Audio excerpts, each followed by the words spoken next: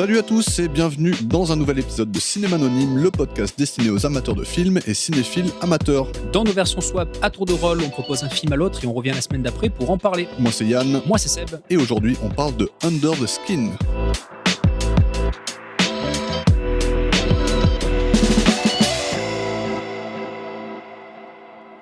T'as déjà entendu parler de The Clock ?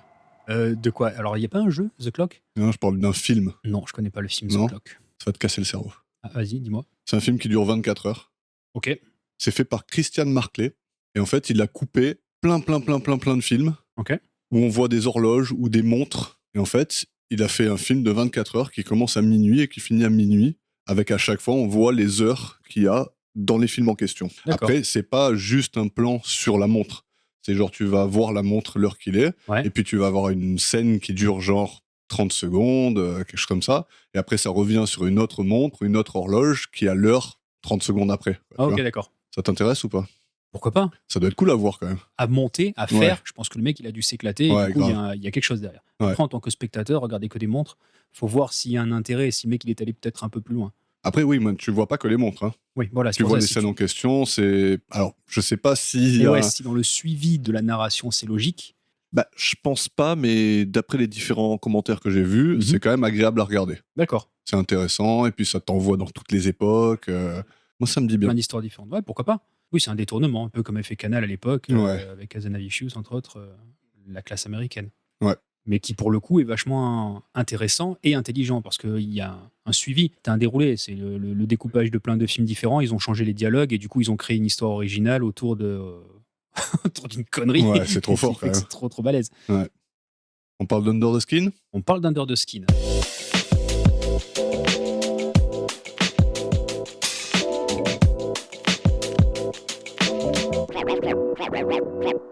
Cinéma Anonyme. Under the Skin, sorti en 2013, est un film de science-fiction britannique réalisé par Jonathan Glazer. Alors, j'ai vu aucun de ses autres films, mais je vais remédier à ça au plus vite. Et on va quand même les énumérer, surtout que ça va pas être bien long, vu qu'il n'y en a que 4 au total. Il a commencé par Sexy Beast en l'an 2000, avec Ray Winstone et Ben Kingsley. Ensuite, on a Birth en 2004 avec Nicole Kidman. En 2013, il nous pond le film du jour. Et enfin, en 2023, on a le droit à La Zone d'intérêt. Un film qui compte 2 Oscars, 2 BAFTA et encore 57 autres prix venant des 4 coins du globe. Un film que j'ai hâte de charger dans le lecteur DVD. T'en as vu un ou deux dans le lot ? Moi, j'ai vu Birth, Bien ? qui était pas mal. Tu connais l'histoire ou pas du tout? Pas du tout. C'est une dame qui perd son mari et en fait, elle rencontre un enfant et elle va croire, on va supposer, que l'enfant est la réincarnation de son mari. Ouf. Et lui aussi, il va jouer par rapport à ça au gamin. Puis toute l'histoire du film, elle tourne autour de ça. Ouais. Est-ce que c'est vrai? Est-ce que c'est pas vrai? Est-ce que c'est une supercherie? Est-ce que c'est une réelle réincarnation? Tu l'as vu il y a longtemps ? Je l'ai vu il y a pas mal d'années, suffisamment pour l'avoir oublié. Donc ouais, ça pourrait être intéressant de le revoir. Mais je me Ok. rappelle, en ayant relu le pitch justement Ouais. du film, de m'être dit, ah c'est vrai que le film, je l'avais trouvé plutôt sympa à l'époque. Ok. Mais tu te rappelles pas de la patte Glazer Non, pas du tout. Ok. En tout cas, Glazer, il a aussi quelques courts-métrages à son actif et pas mal de clips musicaux. Exactement. Il a bossé pour des groupes que je kiffe et que tu kiffes aussi. Tout à fait. On va commencer par Radiohead, Allons-y. vu qu'on en a parlé tous les deux il y a pas longtemps. Fatalité, il y a 2 jours. Ouais. Belle coïncidence. Exact. Il a réalisé les clips Karma Police et Street Spirit. Exactement. Pour moi, Street Spirit, c'est le meilleur morceau de Radiohead de tous les temps. C'est personnel, hein. D'accord. Moi, c'est Idiotech. Ok. Ce morceau, il est fabuleux, quoi. J'avoue. En tout cas, il n'a pas que bossé avec Radiohead, il a aussi bossé pour Massive Attack, Blur et Uncle. Donc si son CV reflète ses goûts musicaux, on est sûrement fait pour s'entendre, lui et moi. Ok. Le script est une réadaptation dans les très très très grandes lignes du livre éponyme écrit par Michel Faber et paru en l'an 2000. Alors on va sûrement parler un petit peu du bouquin aujourd'hui, mais les 2 œuvres sont tellement différentes qu'on va quand même citer Walter Campbell qui a coécrit la réadaptation avec Jonathan Glazer. Donc Under the Skin, je l'ai vu il y a pas longtemps. Ouais. On a pu en parler rapidement Ouais, il y voilà. a quelques temps d'ailleurs. Alors dès que je l'ai fini, je me suis dit c'est bon, celui-là il va dans le podcast. Ok. Et, Ok, très bien. Et j'ai découvert donc c'était une adaptation de livre, donc j'ai lu le livre direct. Ah, tu l'as lu aussi? Voilà. Ok. Donc on va en parler un petit peu. Ok. Je l'ai pas lu du tout, moi. C'est vraiment différent. Il y a des similarités, mais il a gardé certains thèmes et d'autres il les a mis à l'écart. Ok. T'aimes bien toi quand les scénars ils sont inspirés d'un livre mais qu'ils en restent assez loin? Ou tu préfères quand c'est une adaptation fidèle? Ça dépend en fait de la manière dont le film est réalisé. Justement, les deux sont bien. Ouais. Tu peux avoir un film qui reprend mot à mot l'histoire du bouquin et qui le retranspose de la meilleure manière qui soit. Du coup, ça match. Ouais. À l'inverse, des films qui prennent mot à mot le bouquin et qui se cassent la gueule. Et dans le cas opposé, des fois, tu as des adaptations dans les trucs en ligne qui fonctionnent très bien et d'autres où tu vas dire ça marche pas parce qu'il n'a pas respecté le truc. Ça dépend de la vision, ça dépend de plein de choses. De toute façon, il faut partir du principe que ce sont deux médiums complètement différents. Ouais. Et tu peux pas avoir la même chose. Ouais, mais des fois, genre, tu vois le film et tu te dis, il n'y a pas une grande valeur ajoutée à relire le bouquin. Oui, tu exactement. vas relire la même histoire, en fait. Mais derrière, quand tu lis un livre, il y a tout ton imaginaire qui travaille. Certes, tu as une histoire sur le papier, mais tu n'as que des mots sur du papier. Tu vois, l'image que tu vas te faire, c'est toi qui vas la générer. À moins que tu aies une description parfaite du protagoniste et de l'endroit dans lequel il se situe, tu vas toujours interpréter. Là où le film, par contre, c'est tout l'inverse. Ouais. Le film, il va te montrer une image, ça va te prendre 4 secondes à l'écran et tu as peut-être 3 chapitres qui sont passés. Ouais. Et inversement, du coup, il faut de la mise en scène, il faut quelque chose pour que ça raconte davantage. Pour que ce soit pas juste, pendant 15 minutes, on va avoir une description mot à mot de ce que le bouquin nous explique. Ce qui peut très rapidement être chiant. Ouais, mais comme tu dis, en fait, je pense que l'expérience en elle-même est juste tellement différente que même si ça raconte la même histoire, ça peut être cool de voir. Ah, mais carrément, il y a des adaptations qui marchent très bien. On en a parlé il y a pas très longtemps avec Olivier, justement, par rapport au parfum. Le parfum, quand tu lis le livre et quand tu regardes le film, c'est la même histoire. Et elle est racontée de la même manière. Ouais. Sauf que le bouquin, il a un truc que le film n'a pas. Oui, forcément. Mais il a tout vraiment, la sensation Ouais. des odeurs, quand tu lis le bouquin, tu respires le parfum. Ouais. Quand tu regardes le parfum, tu as des images qui sont soit très glauques et dégueu pour les marchés et qui sont magnifiques après quand il est en train de faire ses concoctions, mais t'as pas l'odeur. Ouais, c'est T'as clair. de belles images. Ou en tout cas, t'as des images qui vont refléter une sensation, une émotion, mais pas une odeur. Ouais. Donc voilà, le bouquin, il a cette force que le Il a la film pas. description, quoi. Oui, bien sûr. Franchement, c'est un des livres les plus descriptifs que j'ai jamais lu. Carrément. Et moi, je suis pas fan à la base de ça, mais celui-là, il a quand même un truc, quoi. Il a un pouvoir, ça Ouais. marche. Mm. Et là, t'as des descriptions, quand t'as des mecs qui vont te décrire des buffets pendant 3 chapitres, au bout d'un moment, tu dis, c'est bon, j'ai compris. Ouais. Là, par contre, le mec, quand il te décrit les plantes, la manière dont elles vont se mixer, les effluves dans le nez, les machins, c'est magique. Ouais. Après, c'est quand même cool quand il y a un cinéaste qui prend la liberté de changer quand même le contenu de l'œuvre et de s'approprier le truc, quoi. Oui, tout à fait. Dans tous les cas, cette approche-là, c'est une prise de risque, quoi. Bien sûr, c'est une Parce prise de que risque. tu vas peut-être pas aborder le thème pour lequel les lecteurs Mhm. viennent voir le film, quoi. On est d'accord. Donc, c'est un peu l'appréciation de chacun. Tu vois, par exemple, Jonathan Glazer, pour son film-là, Mhm. j'ai vu une interview de lui où il disait, en fait, il est parti d'un sentiment. Tu Ok. vois. C'est-à-dire qu'il a lu le livre Mhm. et il a eu un sentiment particulier Ouais. qui l'a envahi. Et il est parti de ce sentiment-là pour créer son film. D'accord. Il a lâché les éléments qui, pour lui, sont pas forcément superflus parce que tout rentre dans l'histoire, mais il a voulu accentuer un certain sentiment et il en a fait ce que lui, il a interprété, quoi. Et peut-être qu'il y a des lecteurs qui vont lire le livre, après qui vont regarder le film, qui vont faire mais qu'est-ce que Oui, c'est, quoi. peut-être. Il a loupé l'essentiel, quoi. Alors, est-ce que le sentiment, c'est la solitude? Oui, Ouais. je pense. Ce qui m'étonne pas. Alors, il l'a pas dit. Ah, il le dit pas? Il le Autant dit pour pas, moi. mais c'est le personnage, en tout cas. Ouais. C'est elle. Le bouquin aussi tourne autour d'elle, mais Il y a d'autres personnages. Des trompes. il y a d'autres personnages, il y a plus de contexte, D'accord. concrètement. Ok. Tu vois, il n'y a pas que elle, t'es pas juste avec elle. Oui, Parce voilà, que il y a dans le d'autres- film, t'es avec elle tout Exact, le temps. ouais. Alors, dans le livre, t'es avec elle, mais il y a beaucoup plus d'entités autour. Ok, d'accord. Et t'as une... on y viendra pendant l'épisode. Ok, très bien, ça marche. Donc, on va passer à la photographie, qui est assurée par Daniel Landin, qui a aussi bossé sur Les Intrus en 2009, 44 Inch Chest la même année, et The Yellowbirds en 2017, entre autres.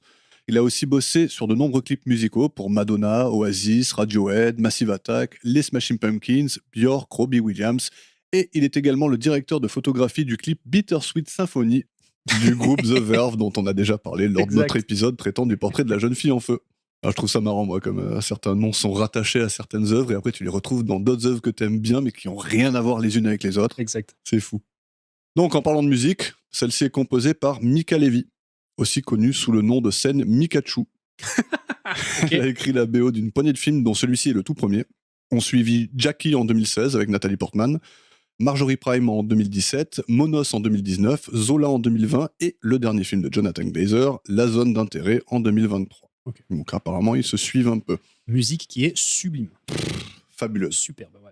Donc ces compos dans sa carrière ont reçu bien des prix et des nominations, et on va en parler dans la prochaine heure. Le montage, c'est pour Paul Watts, les décors pour Emer O'Sullivan et les costumes pour Stephen Noble. Passons à la distrib, Mhm. et ça va pas être bien long non plus, vu qu'on a jouant le rôle principal Scarlett Johansson dont on a déjà fait la fiche lors de notre épisode 21, quand on a parlé du Prestige avec Eddie. Exact. L'important à retenir, c'est qu'elle aime bien l'apiculture, grâce à Samuel L. Jackson. Exact. Alors, Jonathan Glazer a dit qu'il a vu un clip musical que j'ai pas réussi à retrouver. Ok. Un clip de Scarlett, donc, où genre elle se fait maquiller, elle vit un peu la belle vie de jet set, de célébrité. Et genre, il y a quelqu'un qui vient lui offrir une rose, elle l'embrasse, ils se disent au revoir, elle rentre dans une voiture, elle fait coucou et tout. Et dès qu'elle tourne le virage, son expression, elle change. Tu vois, genre blasée de sa vie de célébrité. Et Jonathan Glazer, il dit que c'est à ce moment-là précis qu'il savait que le rôle était pour elle. D'accord. C'est-à-dire ce changement d'expression de la joie en façade et arriver à quelque chose de totalement opposé en une fraction de seconde. Ok. Chose qu'on voit beaucoup dans le film. Oui, c'est vrai. Tu veux rajouter quelque chose sur Scarlett ? Alors ouais, un truc qu'on n'avait pas dit justement dans l'épisode sur le Prestige. Scarlett a joué dans d'innombrables films, on va pas tous les citer, il y en a un paquet. Oui. Il y en a juste 2 comme ça que je vais mettre en avant. C'est The Island de Michael Bay en 2005, que j'étais allé voir au cinéma. Et c'est dans ce film que j'ai découvert Scarlett Johansson pour la première fois. Ok. J'en avais gardé un bon souvenir de ce film, c'était il était sympathique. bien, Ouais, il est sympa. Quoi. Ouais. Il soulève quelques traits intéressants. Carrément. Et il y a quelques trucs un peu gros, c'est du Michael Bay, mais ça changeait un peu de son cinoche à lui. Je le reverrai bien, celui-là, tu vois. Mais moi aussi, et pourquoi pas, prochainement, peut-être même on se le fait un de ces 4 ensemble. Quoi. Yes. Et en 2019, Jojo Rabbit de Taika Waititi, qui est aussi un bon film, Trop bien aussi. très sympathique, dans lequel elle joue un rôle intéressant. Ouais.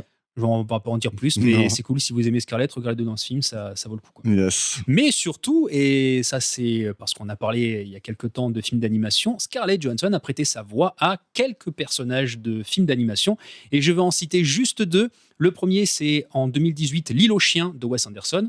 Je n'ai pas vu. Wes Anderson avec qui elle collabora d'ailleurs sur Asteroid City, quelques années plus tard. Ouais. Tu l'as pas vu, L'île aux chiens ? Non. Ah, il est cool celui-là, il est vraiment, vraiment top. Quoi. Ok. Le pitch rapidos, c'est les chiens contre les chats au Japon. Voilà, les Nice. chats, ils monopolisent l'attention des humains au Japon, et Ouais. les chiens, ils sont sur une île, ils sont abandonnés. En gros, c'est ça. Quoi. D'accord. J'ai vraiment pris des raccourcis, Bah, tu mais vois, ça regarde-le, me- c'est vraiment cool. Ça me donne envie déjà. Mais surtout, et ça, je fais un coucou à Julien qui était venu nous parler de Robocop à une époque. Oui. En 2004, elle a prêté la voix à Princess Mindy, la fille du roi Triton, dans Bob l'éponge, le film. Et croyez-moi, D'accord. c'est une bombe. Ouais. Ce film, c'est une vraie bombe. J'adore Bob l'éponge. Et Ouais. alors, le Bob l'éponge, le film, c'est à mourir de rire et Il me semble que je l'ai vu. nickel. Quoi. Très, très bon film. Mais je l'ai vu en français, donc Ah, dommage. Du coup, t'as pas la voix de Scarlett. non. Bon, après, c'est Bob, hein, Bob l'éponge. Ouais, c'est Bob l'éponge. C'est pour les petits et tout, mais c'est top. Et Ouais. celui-là, il est mortel. Ouais, il y a un bon humour. C'est un humour formateur pour les petits, je trouve, Bob l'éponge. Ouais, carrément. Puis même, il y a des designs. Enfin, moi, j'ai en tête dans ce film-là quelques passages entre Bob et Patrick qui sont mortels. Carrément. Enfin, regardez-le, ça déchire. Quoi. Tu vois, ça, pour moi, c'est le premier échelon avant les Simpsons. Ah, avant les Simpsons. Ah Ouais, oui. c'est vrai qu'il y a, c'est C'est un peu plus abordable, moins un peu critique. plus kid-friendly, quoi. tu vois. Ouais, tout à fait. C'est vrai. Et pour en finir avec Scarlett, Jonathan Glazer a réalisé un spot vidéo pour la campagne Prada en 2024 avec Scarlett, donc 10 ans après Under the Skin. Très bien. Et on peut quand même dire que dans ce film, malgré le peu de dialogue qu'on lui accorde, elle nous sort une belle prestation et un accent britannique impeccable. Ça, je peux pas juger. Elle a beaucoup bossé dessus, ça se voit. D'accord. Alors, shooté tantôt comme un film traditionnel, tantôt comme un documentaire, pas facile de savoir qui sont les acteurs et qui ne le sont pas. Mais citons le motard joué par Jeremy McWilliams, qui est tout simplement un pilote de MotoGP. Exactement. Sur 250, 500 cm3 et en MotoGP, il a fait 12 saisons, 176 courses de Grand Prix, 3 pole positions, 6 podiums et 1 victoire. Yes. Donc lui-même, loin d'être un acteur. Alors, fait intéressant, ils ont essayé de choper Ghost Rider. Ok. Est-ce que tu te souviens de lui ? Moi, Ghost Rider, pour moi, c'est soit la BD, soit le film, avec Ok. Nicolas Cage. Donc, pas vraiment quelque chose à retenir. Alors, c'était un mec, je dirais, dans le début des années 2000, Ouais. début de YouTube, Ok. qui s'amusait à se filmer en GoPro sur sa moto, à passer à 300 km/h dans des embouteillages. D'accord. Voilà, il faisait des trucs, mais genre, t'avais l'impression qu'il voulait mourir, quoi. Ok. Et ça a fait un buzz de fou. Enfin, moi, ça, je m'en rappelle très bien. Ok, non, je connais pas du tout. Donc voilà, il voulait Ghost Rider pour le film. Et ils ont réussi à le joindre. Ils ont skypé avec lui. Ok. Ils lui ont exposé un peu le projet qu'ils avaient. Ils ont raccroché et le mec s'est volatilisé. D'accord. Personne n'a jamais su son identité parce qu'il voilà, c'est illégal complet, ce qu'il complet, fait. ouais, bien carrément. sûr. En tout cas, Glazer voulait que le gars qui joue le rôle du motard et le gars qui bombarde sur la moto soit le même. Donc D'accord. il voulait pas de double. Voilà pourquoi Jeremy McWilliams en tout Est un pilote. Très bien. Voilà. L'homme attentionné, on va l'appeler comme ça, il est joué par Michael Morland. L'homme au visage singulier atteint de neurofibromatose de type 1 est joué par Adam Pearson. Et le dragueur de la boîte de nuit, c'est Paul Branigan. T'as d'autres acteurs à balancer comme ça? Alors, on peut citer Christophe Hadek, qui interprète le rôle du nageur tchèque, celui qu'on retrouve sur la plage. Absolument. Et Dave Acton, qui interprète le garde forestier, en fin de film. Tout à fait, qui n'était pas un acteur non plus. D'accord. Lui, c'était le propriétaire d'un des lieux qu'il voulait pour filmer. Donc, ils l'ont rencontré en cherchant des lieux. Ok. Et voilà, ils l'ont intégré dans le film. Couillu comme personnage, hein. Parce que, en tant qu'amateur, faut le tenir le rôle quand même. Ouais, faire ce qu'il a fait. Faut en vouloir. Mais on en reparlera au moment où Ça marche. la scène surviendra, parce qu'il y a 2-3 choses à dire justement sur la façon dont il a abordé la scène et comment ils ont fait ça, quoi. D'accord. Donc oui, à part Scarlett, pas de grand nom, hein. Non, pas du tout. Ça explique peut-être en partie l'échec au box-office, avec environ 13 millions de budget. Les recettes se sont élevées seulement à 7,5 millions. Aïe. Un C'est la projet bouche. qui a mis 10 ans à voir le jour depuis la première idée jusqu'au lancement. D'accord. Et voilà, qui a fait un bide, quoi. Un film clivant, donc, et un film à l'ambiance, on peut dire, sombre, inquiétante, mystérieuse, minimaliste, Oui. aliénante, et je dirais même hypnotique. Tout à fait. Robbie Collin, journaliste pour le Télégraphe, a écrit « Si mes jambes n'avaient pas été aussi tremblantes et ma bouche aussi sèche, je me serais levé sur mon siège et j'aurais acclamé. » Pas mal. Donc ma question pour toi, Seb, Oui. est-ce que toi aussi t'as claqué des genoux et fini avec la pâteuse et l'envie d'applaudir? Non, j'ai pas eu du genou qui tremblait. La pâteuse non plus. Bon, en même temps, tu l'avais déjà vu, hein, donc, Oui, je l'avais déjà vu le film. Par contre, effectivement, je suis d'accord avec toi sur tous les termes que tu as pu citer avant. Ouais. Et envoûtant, c'est le terme parfait pour ce film. Bah, c'est le seul que j'ai pas employé. Hein, bravo. Si, tu as dit envoûtant? Non, j'ai dit hypnotique. J'ai dit hypnotique. envoûtant. Autant Non, j'ai pour pas moi, dit. tu as dit hypnotique. Et c'est vrai, pardon. Donc hypnotique et envoûtant. Envoûtant, je suis totalement d'accord. Ouais. Est-ce que tu veux nous faire un bref pitch du film? Ça peut aller très très vite. Alors, on va vraiment faire que dans les très grandes lignes. C'est un film à très grande ligne. Hein. Ok. Donc, on suit le personnage de Scarlett Johansson. Il n'a pas de nom, Exact. Mais apparemment, sur le script, elle a un nom. Elle s'appelle Laura. donc on l'appellera comme ça. Donc, on suit le personnage de Laura qui se balade dans une espèce de camionnette et qui accoste des mecs. Voilà. Et qui les amène avec elle dans un lieu un peu sordide. Ouais. Pour faire des trucs particuliers. C'est ça le pitch, hein? C'est le pitch. Je dis pas plus. Voilà. Bah, pour ceux qui l'ont pas vu, sachez qu'il y a beaucoup de nudité. Je sais pas si c'est nécessaire de prévenir, mais s'il y a des gens qui sont... Il y a de la nudité et par rapport à ce que je viens de dire, n'imaginez pas autre chose. Non, alors, il y a beaucoup de nudité, mais pas Oui. beaucoup de sexualité. Il y en a zéro d'ailleurs. Voilà. Si vous attendiez à un boulard, passez votre chemin. Il y en a pas. C'est pas ça du tout. Bon, en tout cas, si vous l'avez pas vu, allez-y et vous pouvez reprendre le fil de notre conversation juste après.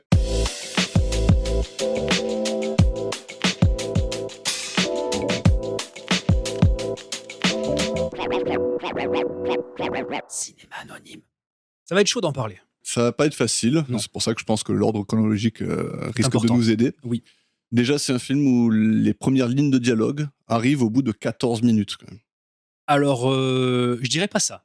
Parce que l'ouverture du film se ouais. fait sur une voix, Parlons-en alors. mais qui est absolument inaudible. Ouais, inintelligible. Ouais. En fait, c'est plus le mot, inintelligible. Il y a des mots qui sont balancés, des bribes de mots, des débuts de mots, des sons, mais qui ne forment absolument aucun mot, aucune phrase concrète. Ouais. Il n'y a rien. Mais fabuleux, non? Là, déjà, tu arrives sur un premier truc. Ouais. Qu'est-ce que ça va me raconter? Qu'est-ce qui se passe? Ça me rappelle un peu Predator, du coup. Alors, il y a beaucoup plus, tu Ah. vois beaucoup plus de Ok, je choses, mais comprends. ça commence pour te donner le contexte. Ouais. Il te montre ça, n'oublie pas ça, c'est important pour le reste du film, Ouais. et après on n'y reviendra pas. Alors, tu parles de l'image que l'on voit ou tu parles des... Moi, je parlais vraiment que Je des parle mots de qu'on l'image, entendait. là, Ok, sur- par rapport à ouais. l'image. D'accord, très bien. Et effectivement, il y a... Du coup, je comprends ce que tu veux dire par rapport à Predator. Mais là Ouais. où Predator, c'était explicite, Ouais. tu voyais la planète Terre et tu voyais un truc qui débarque sur la C'est planète vrai. Terre, là, tu as des images Ouais. qui sont purement abstraites, Oui. qui ont une signification. Oui, qui semble très alien, quoi. Exactement. Ce que tu vois, on va pouvoir en parler. À chaque fois qu'on a plus ou moins ces fameuses images abstraites, on a des formes rondes Mhm. sur un décor noir. Spatial. Du coup, tu peux interpréter ça comme étant soit des planètes, Mm. soit des étoiles, dans un fond effectivement d'espace, d'univers, et à chaque fois tu as de la lumière qui est aussi mise en avant. Mais tu vois, ces formes rondes, tu les retrouves après à plusieurs passages, et c'est pas que des planètes. Tu vois des anneaux, tu vois des espèces de surfaces blanches hyper lisses. Ouais. Tu pourrais presque après les apparenter aussi à des vaisseaux. En tout cas, de l'image que tu te fais d'un espèce de vaisseau. T'en as aucune idée, en fait. En fait, mais voilà. J'ai appelé ça le donut spatial. Mais pourquoi pas? Mais ça pourrait être tout et n'importe quoi. Alors, je vais aller très très vite jusqu'à un début de conclusion. C'est un truc que je vais peut-être répéter par la suite plus tard, en fin de podcast. Mais pour moi, le film est un appel à l'interprétation de chacun d'entre nous. Ouais. Parce que justement, déjà, il y a très peu de dialogue. En termes de contexte, il y en a. Il y a une histoire, il y a une narration, il y a quelque chose, mais c'est très léger. Mhm. Et il y a beaucoup, je trouve, de trous. C'est pas négatif ce que je suis en train de dire, mais il y a beaucoup de vides que tu peux combler justement par ton imaginaire à toi. Ouais. Et je trouve que le film, il a cette force de te mettre en avant des images, de te Mhm. mettre en avant des situations, de te balancer des personnages sans aucune présentation, sans aucun début ou de fin ou de quoi que ce soit. Il n'y a même pas non plus de, je vais pas dire de résolution dans le film, mais les fins de situation, des fois, il se passe des trucs, tu dis, ok, et donc, et tu sais pas. Ouais. Libre interprétation de chacun d'entre nous. Et je trouve que c'est intéressant, c'est une force que le film a. T'as l'impression que t'es là pour témoigner d'un instant de vie de cette personne-là, quoi. C'est tout. Oui, peut-être. Mais du coup, cette interprétation, quelque part, tu l'as aussi parce que le film, il s'explique au fur et à mesure de son évolution. Ouais. On va y aller direct. Scarlett Johansson, c'est une alien. Une alien dans le sens où elle n'est pas humaine. Et effectivement, le fait d'avoir des formes sphériques dans un espace noir, donc dans un espace tout court, tu pourrais dire, voilà, c'est quelque chose qui vient d'un autre monde. Oui, mais ça semble fabriqué, quoi. Ça n'a rien de naturel. C'est... Exact. Et tu as de plus en plus de certitudes, ou en tout cas d'indices qui vont dans ce sens-là, Mhm. au fur et à mesure que tu avances dans le film. La scène de fin, très clairement, on est dedans. On en reparlera. Mais bon, le film aussi, il a ce truc où il te dévoile petit à petit. Donc, il ne te prend pas par la main du tout. Et c'est pour cette raison que je dis que l'interprétation et l'imaginaire de chacun travaillent à tout moment. Ouais. Et je pense que le film, il faut l'appréhender de cette manière. Il ne faut pas se mettre devant en disant, OK, qu'est-ce que le film va me raconter ? Il faut plutôt se mettre devant en disant, OK, alors vas-y, balance. Moi, maintenant, je vais bosser aussi pour faire avancer la chose Ouais. en même temps. Bah moi, quand j'ai foutu la galette dans le lecteur, comme d'habitude, j'ai pas regardé de bande-annonce ni rien. Tout, ouais. C'est vraiment un film que je mets dans la catégorie des films expérience. Mhm. Au même titre que Annihilation, par exemple, qui a beaucoup plus de contexte, hein, qui Oui, a beaucoup plus de dialogue, clairement. donc Ouais. on te tient un peu plus par la main, on te dit ce qui se passe, alors que là, t'es foutu dans le monde. Mhm. Pendant la première demi-heure, tu te dis, mais pourquoi en fait ? Ouais. Pourquoi tout ça ? Mais même à la fin, hein, tu peux encore te dire, mais pourquoi ? Bien sûr.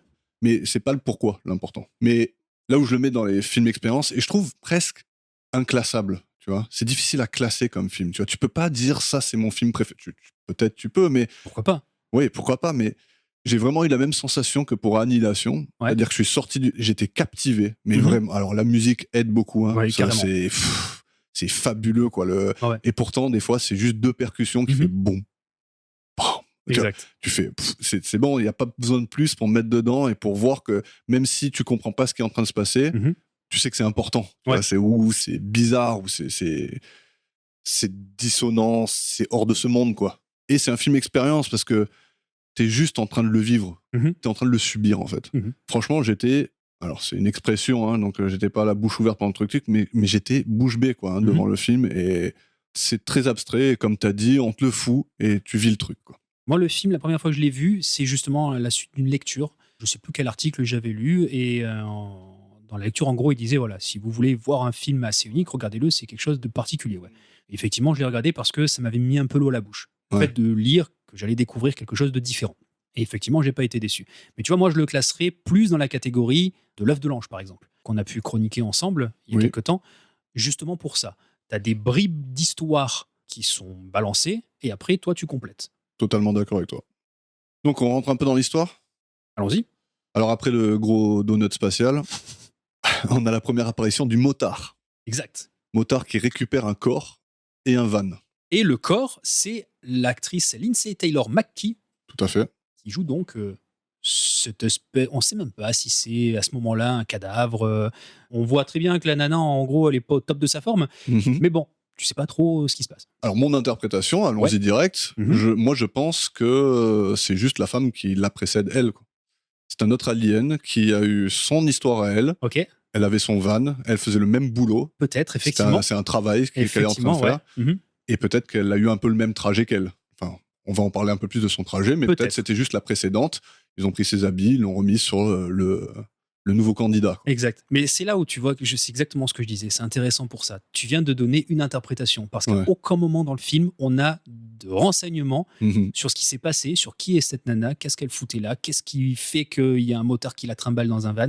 On n'en a absolument aucune idée. Ouais. Et tout le film, c'est ça. C'est t'as des situations, tu les analyses et tu interprètes. Carrément.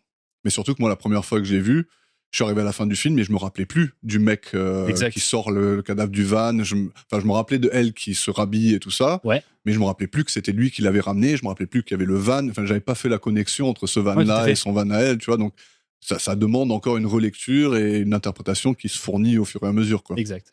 Sachant qu'en plus, quand il la met dans le van, le plan juste après, on est dans un grand espace tout blanc. Intégralement vide, où il n'y a rien, et juste Scarlett qui est à poil et qui prend les effets de ce cadavre, on va dire, et qui commence à s'habiller avec.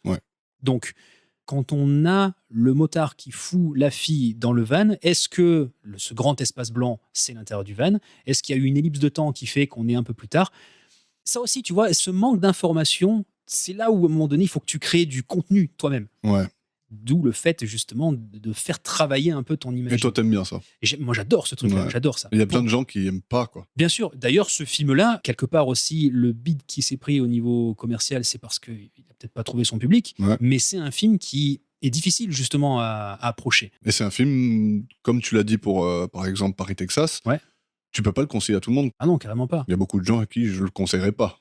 Non, bien sûr, parce qu'au bout de 5 minutes, tu peux perdre tout le monde. Il n'y a pas d'histoire, il n'y a rien, qu'est-ce qui se passe? Mais j'ai eu un peu peur, tu vois, parce que sur les 5-10 premières minutes, je me suis dit, putain, c'est un truc à la Tree of Life. Je me suis dit, c'est un truc comme ça, on va m'emmener dans un voyage intersidéral chelou, là.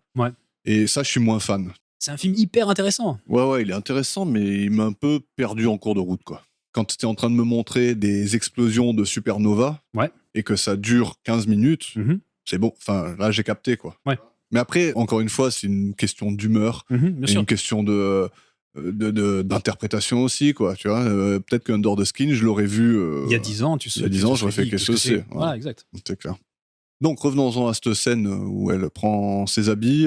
Elle observe une fourmi aussi. Ouais, exact. Voilà. Chose qui ne reviendra pas non plus. Pourquoi la fourmi? C'est le premier questionnement, justement, l'intérêt qu'elle porte à une espèce qui n'est pas elle. Donc voilà, le fait de commencer à étudier, peut-être même de s'intéresser. Là, ça prend du sens par rapport à la suite de l'histoire. C'est clair. Et encore une fois, mais après, c'est un détail. C'est juste un détail. Que tu peux très bien oublier, quoi. Bien sûr. Donc Laura, elle s'infiltre dans la ville. Au volant de sa fourgonnette. Yes, avec l'apparence totalement humaine. Et elle termine son camouflage en achetant un petit stick de rouge à lèvres dans un centre commercial. Et un petit manteau de fourrure. Exactement. Alors, on va en parler vite fait.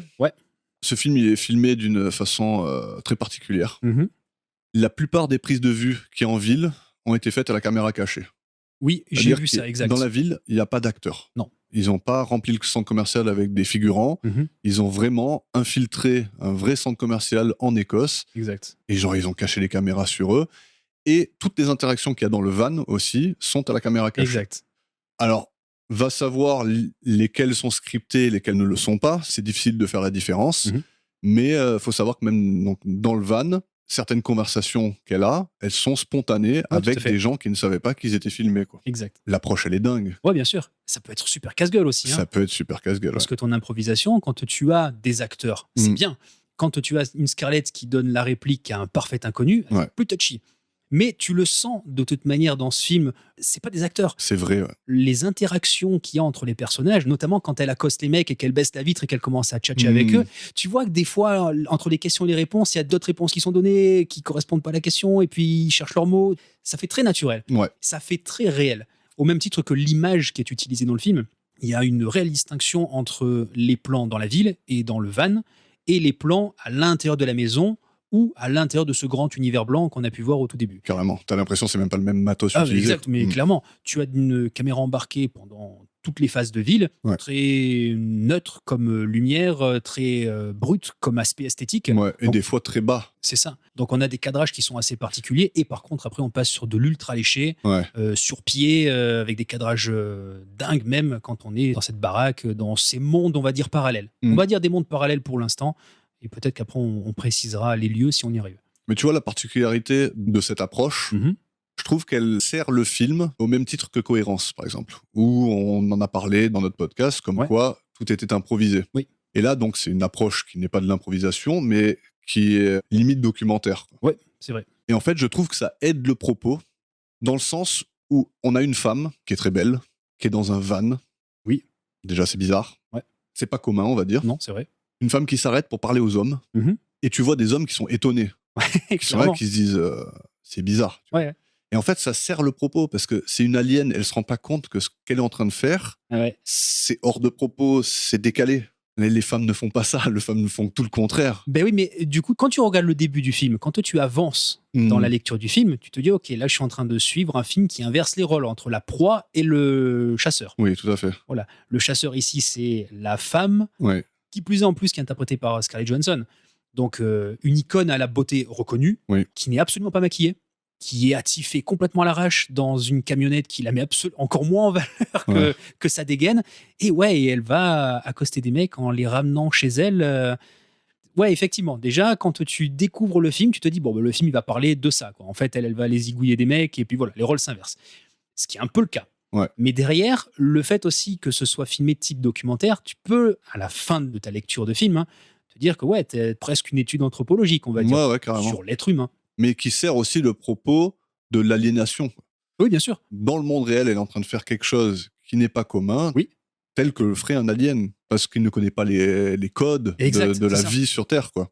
T'as un personnage qui est déshumanisé. Ouais. Donc oui, forcément, ça crée une rupture, ça crée quelque chose de pas normal. Carrément. Mais voilà, on en vient dans le van, et justement, tu vois, quand Jonathan Glazer, il dit quand j'ai vu ce clip musical où elle change d'expression, là, dans le van, elle le fait, mais c'est somptueux. Ah oui, c'est clair. C'est somptueux. Elle parle aux gens, elle est toute grand sourire, grand sourire, toute gentille, trop gentille. Oui. Et après, dès qu'ils s'en vont, hop là, son expression elle change, ça devient noir, ça devient neutre. Ouais, c'est ça. T'as l'impression c'est le vide dans son regard. Plus rien. Fabuleux, fabuleux. Elle le joue bien. Ouais. Et on va arriver à la première scène un peu choc, un peu what the fuck, quoi. Un peu pourquoi. Ouais. Donc de la même façon, elle va arriver avec son van, elle va baisser la vitre, elle va parler à un jeune homme qui marche sur le côté de la route, elle va lui demander des indications, c'est ce qu'elle fait, c'est son approche habituelle. Il va être plutôt sympa et elle va lui dire, est-ce que ça te dirait que je te ramène chez toi? Et comme ça, tu peux m'accompagner jusqu'à là où je vais. Parce que aussi, une de ces questions qu'elle pose tout le temps, en plus de « pouvez-vous m'indiquer le chemin ?» En gros, c'est ça. La deuxième question la plus importante, c'est « vous vivez seul ?» Ouais. Et là, le gars, il lui dit « non, je suis pas tout seul, j'habite là-bas. Ok, je vous ramène. » Très bien. Ouais. Elle le ramène chez lui. C'est ça. Sans plus. Avant d'en arriver à la scène qui arrive, parlons un petit peu du bouquin. D'accord. Je vais sûrement spoiler un peu le bouquin aussi, j'en suis désolé pour ceux qui l'ont pas vu, je vais essayer de pas tout donner, mais donner un peu plus de contexte. Donc, c'est la même trame. D'accord. Elle est pas dans un van, elle est dans un autre véhicule. Le van, c'est surtout pour le côté technique des caméras et tout ça, pour avoir la place derrière, et tout ça. Je comprends. Voilà.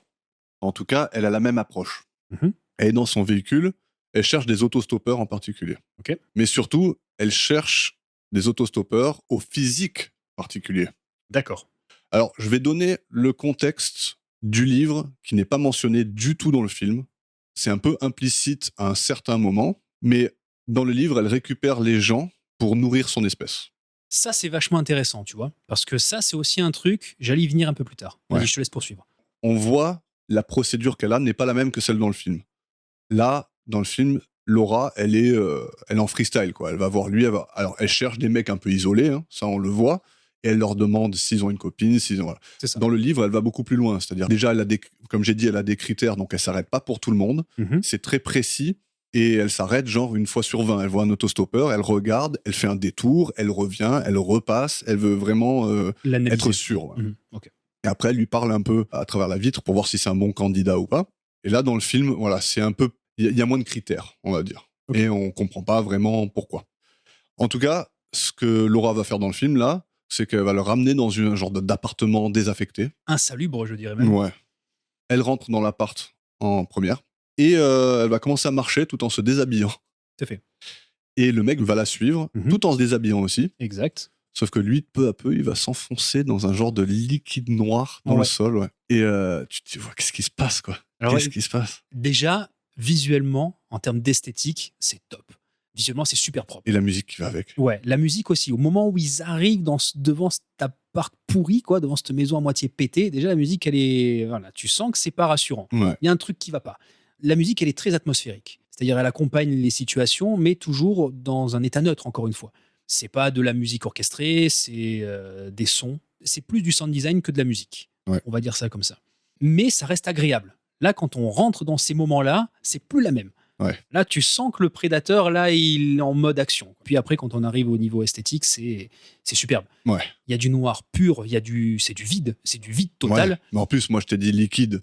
Mais tu vois pas que c'est un liquide. Tu vois pas que c'est du liquide. Tu rentres dedans, quoi. C'est. T'as le mec qui s'enfonce. Effectivement, tu vois que t'as l'impression que c'est du pétrole, mais c'est vachement.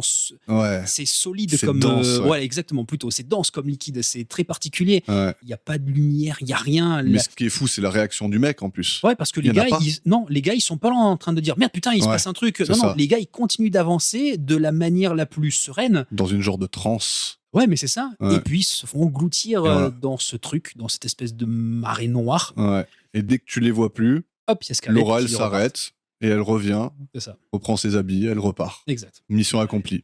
Donc, on ne sait absolument pas ce qui se passe à ce moment-là. Qu'est-ce qui s'est passé avec le mec? Où est-ce qu'il est parti? Est-ce qu'il est mort? Est-ce qu'il est en bas? Voilà, aucune idée. J'aime bien l'évolution de ces scènes-là.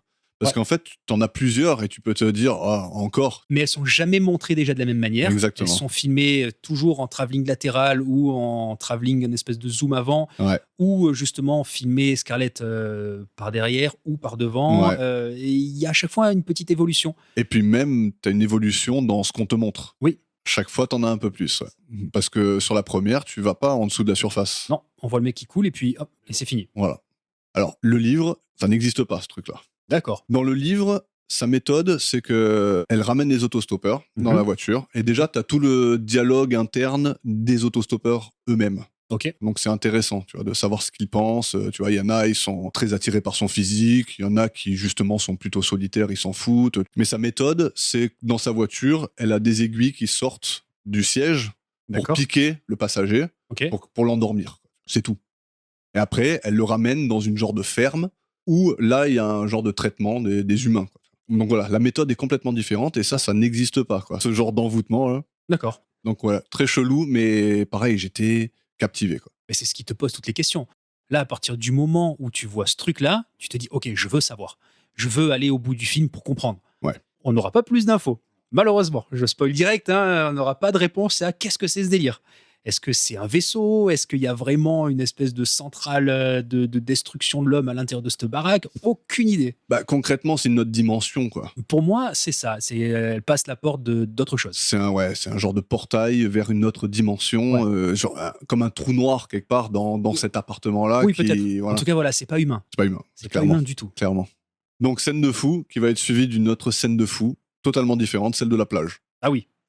Oui. Donc, on a Scarlett qui est là, debout, à côté d'une serviette. Ouais. On voit un nageur. Au loin, effectivement. Qui est en train de faire quelques longueurs. Quelques longueurs de mer. Quelques longueurs de mer.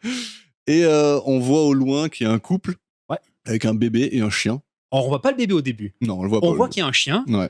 Alors, on est en Écosse et c'est l'Écosse, quoi. Ouais. Il fait froid, il y a du vent, c'est très rocheux, c'est très écossais comme décor, quoi. Et on a une plage qui donne pas envie d'aller te baigner en mode c'est l'été, c'est cool, quoi. Non. Il y a des grosses vagues. Ouais. Et donc là, on a le chien qui va commencer à nager et qui va se faire prendre par les vagues. Exact. On a la femme qui va paniquer et qui va essayer d'aller le chercher. Elle aussi va être prise par les vagues. On a le mari qui va paniquer. Et qui va aller chercher sa femme. Qui va aller chercher sa femme en laissant le bébé sur la plage. Exact. Et qui va lui aussi être emporté par les vagues. Voilà. Et on a le nageur, enfin. Le nageur qui était observé. Et d'ailleurs, Laura a commencé à lui parler. Tu sens que c'était la prochaine victime. Quoi. Exactement. Et le nageur va voir tout ça et va accourir pour essayer d'aller sauver tout le monde. En bon boy scout qu'il est, quoi. Il va tenter. Il va choper que le mec. Ouais. Il va quand même le ramener sur la plage, quoi. Ouais. Mais après, il va repartir dans l'eau. Ouais. Malheureusement, le mari va repartir parce que sa femme est en train de se noyer. Mais bon, lui, voilà, il a risqué sa peau pour sauver un gars et il arrive, il est vidé à la fin de son passage en disant mec, n'y allez pas, c'est pas la peine, quoi, il faut pas. Pour ces gens-là, malheureusement, ça finira mal. Oui. Eux, ils se noient, malheureusement, ils se noient. Voilà. Donc le nageur, il a fait tout ce qu'il a pu. Ouais. Il est allongé sur la plage et Scarlett va lui asséner un bon coup de rocher sur la gueule et finir le boulot pour lequel elle était venue. Et ça aussi, pourquoi ? Ben, c'est une victime de plus, quoi. Ouais, mais une victime de plus, ben, oui et non. Parce que, est-ce que tu pars du principe que les victimes de Laura, ce sont les mecs qu'elle ramène chez elle et qu'elle va faire glisser, on va dire, dans cette espèce de fond à queue ? Ouais. Ou est-ce que justement, il faut détruire l'espèce humaine ? Parce que pour moi, il y a un truc que j'arrive pas à comprendre à ce moment-là. Pourquoi est-ce qu'elle élimine ce mec de cette manière ? Elle l'élimine, mais après, elle le prend. Elle le ramène. Elle l'élimine et c'est tout. Non. Elle le prend par les jambes et elle le tire devant le bébé jusqu'à son van. C'est vrai, tu as raison, exact. Ouais. Après, je ne sais pas ce qu'elle en fait. Oui, parce que lui, on ne le voit pas disparaître dans ce monde noir. Mais surtout que ça dure un moment. Elle est là en train de le tirer sur la plage et t'as le bébé qui est en train de regarder ça, là. Ouais. Tu te dis, mais qu'est-ce qui se passe, quoi? Qu'est-ce qui se passe, là? Je confonds avec justement la suite de la scène. Puisqu'à la fin de cette scène, donc, une fois qu'il n'y a plus de corps sur la plage, que le bébé continue de chialer, on a une ellipse de temps du jour qui passe sur la nuit. Ouais. Et là, on voit le motard qui arrive. Et qui arrive sur cette plage et qui va faire le nettoyage de la zone. Il va prendre les serviettes, les fringues qui appartenaient donc à ce couple, et il laisse le bébé au milieu. Ouais. Et il se barre. Pourquoi? Quelque part, le motard, tu comprends aussi qu'il fait partie de l'espèce alien. Ouais. Et en tout cas, c'est un semblable de Laura. Tu peux l'interpréter comme ça, et tu comprends que lui, quelque part, c'est le mec qui est là pour nettoyer. Il nettoie les traces, voilà. Mais derrière, il nettoie sans vraiment nettoyer. Puisque, ok, il a cleané la zone, c'est-à-dire, il n'y a pas eu de couple ici, mais tu laisses un bébé. Le bébé, tu sais qu'il va canner. Tu aurais pu t'en débarrasser aussi, c'est-à-dire le prendre et l'amener avec toi pour dire, bon, on nettoie vraiment la plage, il n'y a plus de traces de rien du tout. Ouais. Il y a encore quelque chose. Concrètement, il y a encore un être. Ouais, va savoir ses intentions, c'est un peu dur à décrypter. On n'a pas d'infos. Mais en tout cas, je peux te dire que cette scène-là... Elle secoue, hein. C'est une scène qui vaut un flash. D'accord. Ça m'a mis dans un état, mon gars. Mais tu m'étonnes. Dans un état. Le bébé, ouais. je vais tout décrire, hein, parce que c'est... Vas-y. Ça m'a retourné le cerveau tellement j'avais mal à l'intérieur de moi. Tu vois. Ouais. Le bébé, donc ça fait des heures qu'il est là, en train de chialer. Ouais. Le bébé, il cherche ses parents, quoi, qui ne reviennent pas.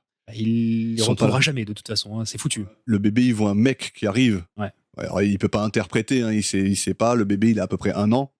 Et tu le vois, il est dans un état, il a bougé de là où il était, donc ça veut dire qu'il a rampé. Il est dans l'incompréhension totale de ce qu'il est en train de lui arriver. Il regarde tout autour de lui. T'imagines, ça fait des heures qu'il cherche ses parents, quoi. Ah, mais je suis d'accord. Des heures. Et il est là presque, il essaye de se lever. Ouais, à s'égosiller. Mec. Ah, c'est dur, hein. Ah, putain. Toi, en plus, t'es père, moi je le suis pas. Donc j'imagine le level supplémentaire de souffrance. Je sais pas si ça change quelque chose concrètement, mais putain, j'étais dans un état. Ah, c'est dur comme scène. Mais même, t'imagines, ils ont filmé ça, quoi. Ouais. Ils ont filmé ça, quoi. Après, j'imagine bien que le bébé, après, il était non, t'inquiète pas. Voilà, oui, non, c'est sûr. Aujourd'hui, il a 11 ans, hein, le gamin. Mais c'est sûr qu'ils l'ont pas laissé pendant 6 heures sur la plage. Il faut que ce soit réel, ok, les gars. C'est pseudo-documentaire. Donc, pendant 24 heures, le gamin, il va crier. C'est ses vrais parents, ils sont vraiment partis dans la plage. Non, mais franchement, horrible. Mais fabuleux en même temps. Toute cette scène pour te souligner la froideur de l'espèce alien, quoi. C'est ça. En fait... Pas d'état d'âme, zéro. Ouais. Alors, plusieurs choses à dire par rapport au bouquin. Déjà, le motard n'existe pas dans le bouquin. D'accord, ok. Voilà. Comme j'ai dit, il y a d'autres membres de son espèce qui existent dans cette ferme. Et encore, il n'y en a qu'un seul qui se montre, qui a aussi l'apparence humaine. Ok. Tous les autres sont sous-sol. C'est une ferme de viande, quoi. Je vais te dire ce qui se passe. Elle ramène les candidats en question. Ok. Vivants, donc endormis mais vivants. C'est beaucoup plus gore dans le livre. Il les ramène dans la ferme, il leur arrache la langue, il les castre, et après, pendant un certain temps, ils leur font bouffer je ne sais pas quoi, mais qu'il les grossit, et après, cette viande, elle part sur leur planète. Ok. Et c'est une viande qui est pour les riches. C'est succulent. Okay. C'est la viande humaine. D'accord. Donc il y a un propos qui est clair dans le livre, même si l'auteur il n'est pas vegan, mais il y a un propos qui est très très clair. Ouais, sur la consommation alimentaire, le bétail, la manière dont on gère les bêtes. Okay. Ouais. Voilà, très clairement, ce que tu as décrit, c'est du gavage, quoi. C'est du gavage d'oie pour faire du foie gras. C'est ça. Voilà, on enregistre le podcast juste après le jour de l'an, donc voilà, c'est pour ça, ça fait écho. Ça fait écho. Ouais. Alors pour illustrer un peu cette critique de notre consommation de viande. Dans le livre, la plupart des aliens ne savent pas que les humains savent communiquer entre eux. D'accord. Ils nous voient comme si nous, on voyait des fourmis. Ils comprennent pas. Il y a que elle, Laura, qui communique avec les humains parce qu'elle a appris par son métier. À la base, elle n'est pas obligée de parler, mais elle parle parce qu'elle voit que ça facilite son travail. Quoi. Okay. Ouais. Mais eux nous voient totalement comme du bétail. Quoi. Et c'est là où je voulais en venir, c'est que ils ont cette froideur avec les êtres humains. Les êtres humains ne sont absolument rien. Et dans cet instant-là, dans le film, putain, c'est fou, quoi. Ouais. Scarlett qui s'en va, qui laisse ce bébé, elle capte même pas que c'est choquant, en fait. Et le motard qui arrive derrière et qui laisse le bébé dans cet état-là, voilà, il n'y a plus de doute de la froideur de cette espèce. Ils sont là pour autre chose. Ils ne sont pas là pour nous aider. Ils sont clairement. Quoi. Voilà, et ils sont dans une autre dimension, en fait. Tu vois. Moi, je fais le parallèle avec le livre et je pense que c'est la même chose qu'ils sont en train de faire. Hein. Ils sont en train de récolter de la viande. Alors, ils les amènent clairement dans une autre dimension et leur processus est un peu lunaire. et pas compréhensible, mais je pense que c'est ça qui se passe. D'ailleurs, on va y venir sur la prochaine scène. Allons-y. Donc on a Laura qui suit un mec dans une boîte de nuit, on va faire rapide, hein, il se passe plein de trucs, mais elle va suivre un mec dans une boîte de nuit qui va lui-même commencer à la draguer, elle va se laisser draguer et elle va l'emporter aussi. Alors c'est ça aussi qui est drôle, c'est que le mec qui la drague dans la boîte de nuit, tu vois que le gars il y va mais sans aucune certitude de résultat. C'est-à-dire qu'il va voir la Scarlett en lui disant « Ah, je te trouve très jolie, est-ce que ça te dit qu'on danse un peu, puis on va boire un coup ensemble, je te trouve vraiment superbe. » Et quand elle dit « Oui, ok, d'accord. » Quoi, ouais, t'as dit oui, t'as dit oui. Même lui, il en croit pas la réponse de Laura, justement, en disant « Putain, la meuf, elle est trop bien pour moi, j'ai tenté le coup, putain, ça marche, merde, c'est chaud, j'y crois pas. » C'est assez drôle, d'ailleurs, ce petit passage-là. C'est ça aussi qui est cool dans le film. Les hommes ne sont pas perçus comme étant des prédateurs sexuels. Par rapport aux propos que le film peut te montrer, justement, on l'a dit tout à l'heure, une espèce d'inversion des rôles entre elle qui va chasser des hommes, quoi. Et qui va utiliser sa sexualité. Tout à fait, pour les attirer, et pour après, derrière, les buter, quoi. Mais les hommes, ils sont pas montrés comme étant des pourris. Non, c'est clair. Il y a un peu de tout. T'as le tout premier gars, finalement, qui ne va pas mourir, qui va lui donner un renseignement et qui dit non, moi j'habite là-bas. Je vais se méfier un peu. Je suis avec ma femme, mais voilà, il a des réticences, mais cool. Cool. Tranquille, quoi, il n'y a pas de problème. Le deuxième, celui justement dont on a parlé précédemment, lui, il a un peu plus d'assurance.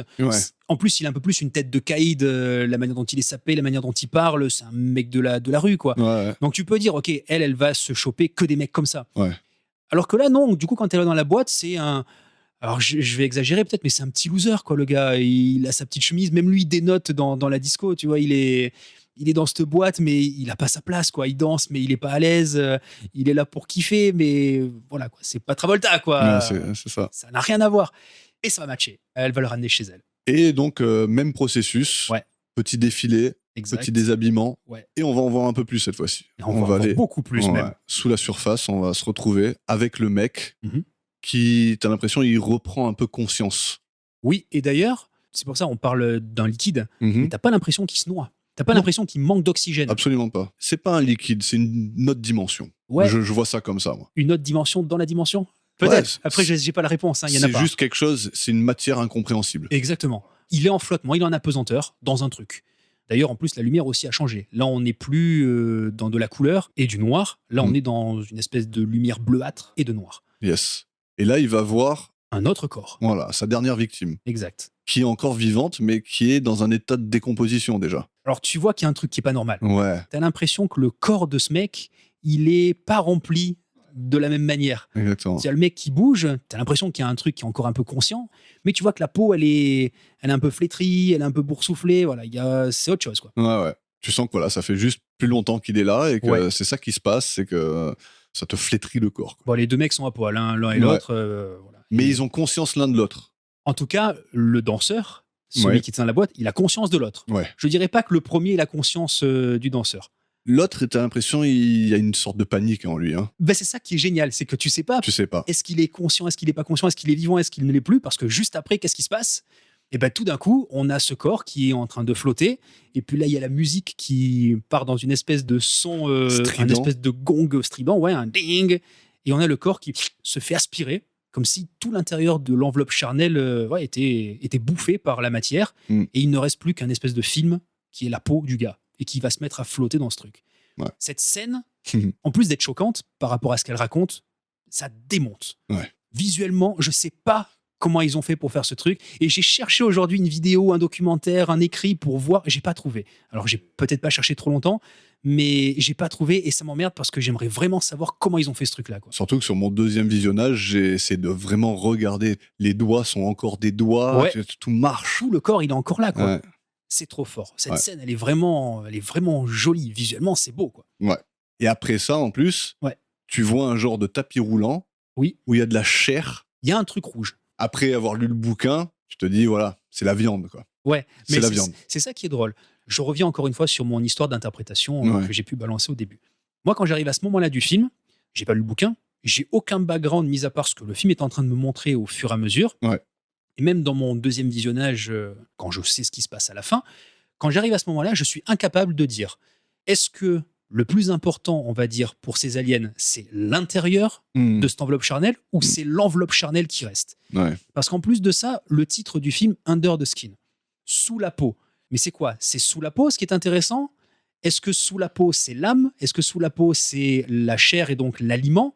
Par rapport à ce que tu viens de dire, ça a du sens. Ouais. Ou est-ce que sous la chair, justement, c'est ça, c'est l'âme, c'est le truc que l'alien ne connaît pas et que on va apprendre par la suite. Laura va essayer de déceler, en tout cas, ce qui va l'intriguer plus. Ouais. Alors ça, j'en parle parce que j'ai lu pas mal de trucs par rapport à ça. Il y en a beaucoup qui s'accordent à dire que la peau qui reste, c'est le truc que les aliens vont utiliser pour intégrer le monde des humains. En gros, c'est le camouflage. Maintenant qu'ils ont récupéré la peau, ils peuvent s'habiller avec et passer pour des êtres humains. Intéressant. Moi, je voyais ça comme le résidu, quoi. Ça peut être aussi ça, par rapport à ce que tu viens de dire par rapport au bouquin.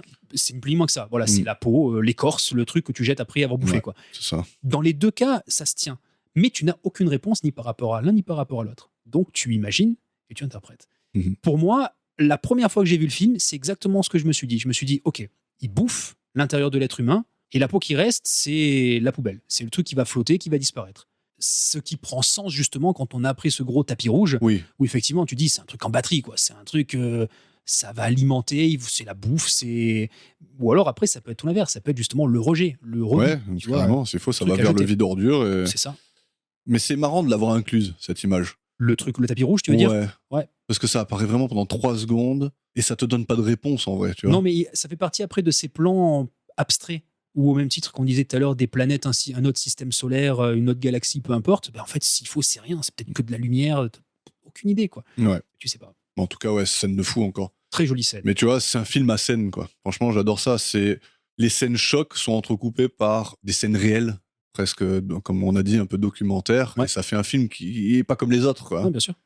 Ensuite, on a la 3e victime, où on voit le moment où elle la pâte et tout, mais on voit pas la scène dans la maison. Par contre, on voit que dans le processus de l'appâtage, qu'elle a l'air plus touchée. Elle est moins avenante, elle est moins disponible. Je sais pas si tu as perçu ça. C'est-à-dire qu'elle est là, elle lui parle, et après elle baisse les yeux, et elle est plus comme au début. Elle a déjà opéré un certain changement. Ouais, il y a quelque chose de différent, exact. Différent et presque de plus humain. Il y a un mec qui est en train de lui parler, et elle est plus sur la défensive, plus refermée. Mais elle continue son processus quand même, elle continue son travail, quoi. Donc, on les voit approcher de la porte, mais après, on ne voit pas ce qui se passe à l'intérieur. Et juste après ça, on a le motard qui vient la voir et qui fait une sorte d'évaluation. Donc, il va la regarder de face, des 2 profils et de derrière. Tu as l'impression qu'il est en train de regarder sa machine pour voir si elle marche encore bien. Ouais. Genre, il y a un pépin, il y a une anomalie qui vient de se glisser. Exactement. Dedans.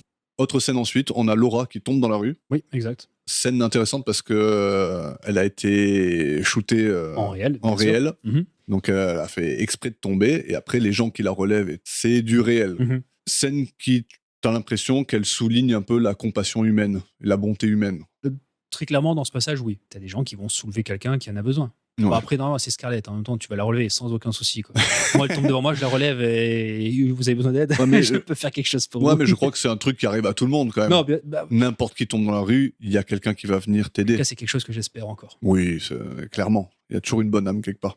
Ah, tu sais, ça dépend. Hein. Des fois, t'as des gars, ça nous est déjà arrivé, hein, casser la gueule en scout, tu te fais klaxonner derrière. Hein.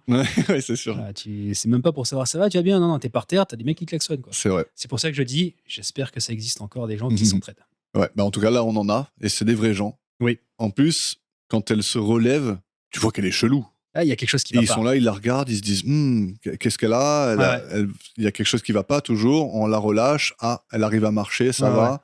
Mais tu vois qu'elle est dans une position qui est pas normale. Non, c'est vrai. Il y a les jambes, il y a un truc qui va pas avec les pieds et tout. C'est chelou. Ouais.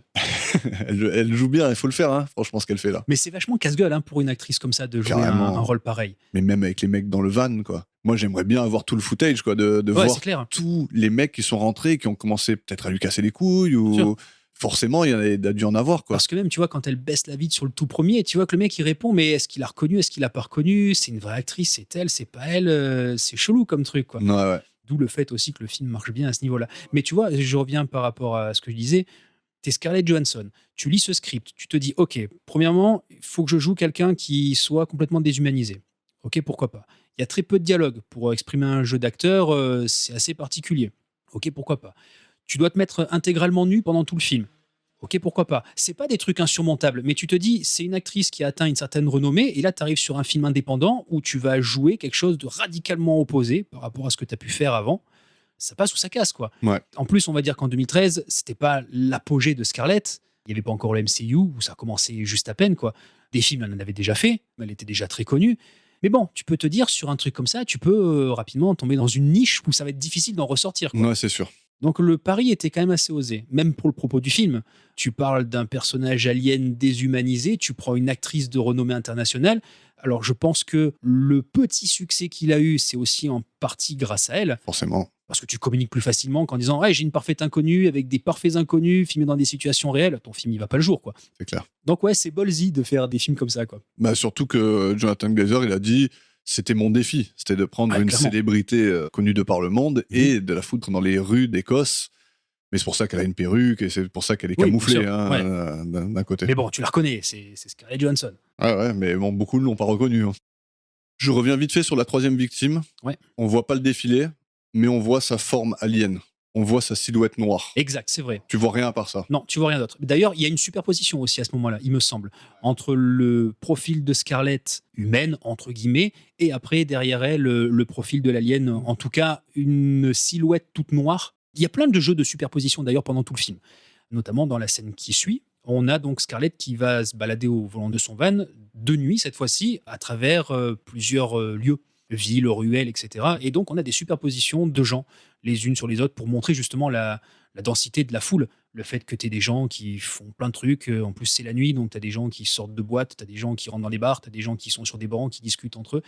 Et à chaque fois, voilà, on a des intervalles, visages de gens, Scarlett qui cherche, et jusqu'à arriver sur une image assez particulière où tu as le visage de face de Scarlett centré au milieu d'une image qui est toute dorée. Et t'as l'impression que cette image toute dorée, elle est composée de toutes les images que l'on voit dans la ville, qui se superposent. T'as l'impression que elle est dans une genre d'interprétation de ce qui se passe, alors qu'avant, elle n'interprétait rien. Elle faisait son taf. C'est ça, elle commence à s'intéresser peut-être au monde qui l'entoure. Mais particulier comme représentation. Oui, bah t'as l'impression que ça la submerge, en fait. C'est trop d'infos, c'est comme une nouvelle dimension qui s'ouvre. Peut-être. Je sais pas, je pourrais pas te dire. Mais en tout cas, c'est un truc visuellement qui dénote. Très bizarre. Est-ce que l'être humain, c'est un truc qui illumine cette alien? Peut-être que justement, l'humanité, cette chose qui est en nous et que l'alien n'a pas, quelque part, c'est la compassion ou la bonté humaine, les sentiments humains. Quand elle passe à côté du bébé, qui exprime des sentiments très forts, elle est complètement imperméable.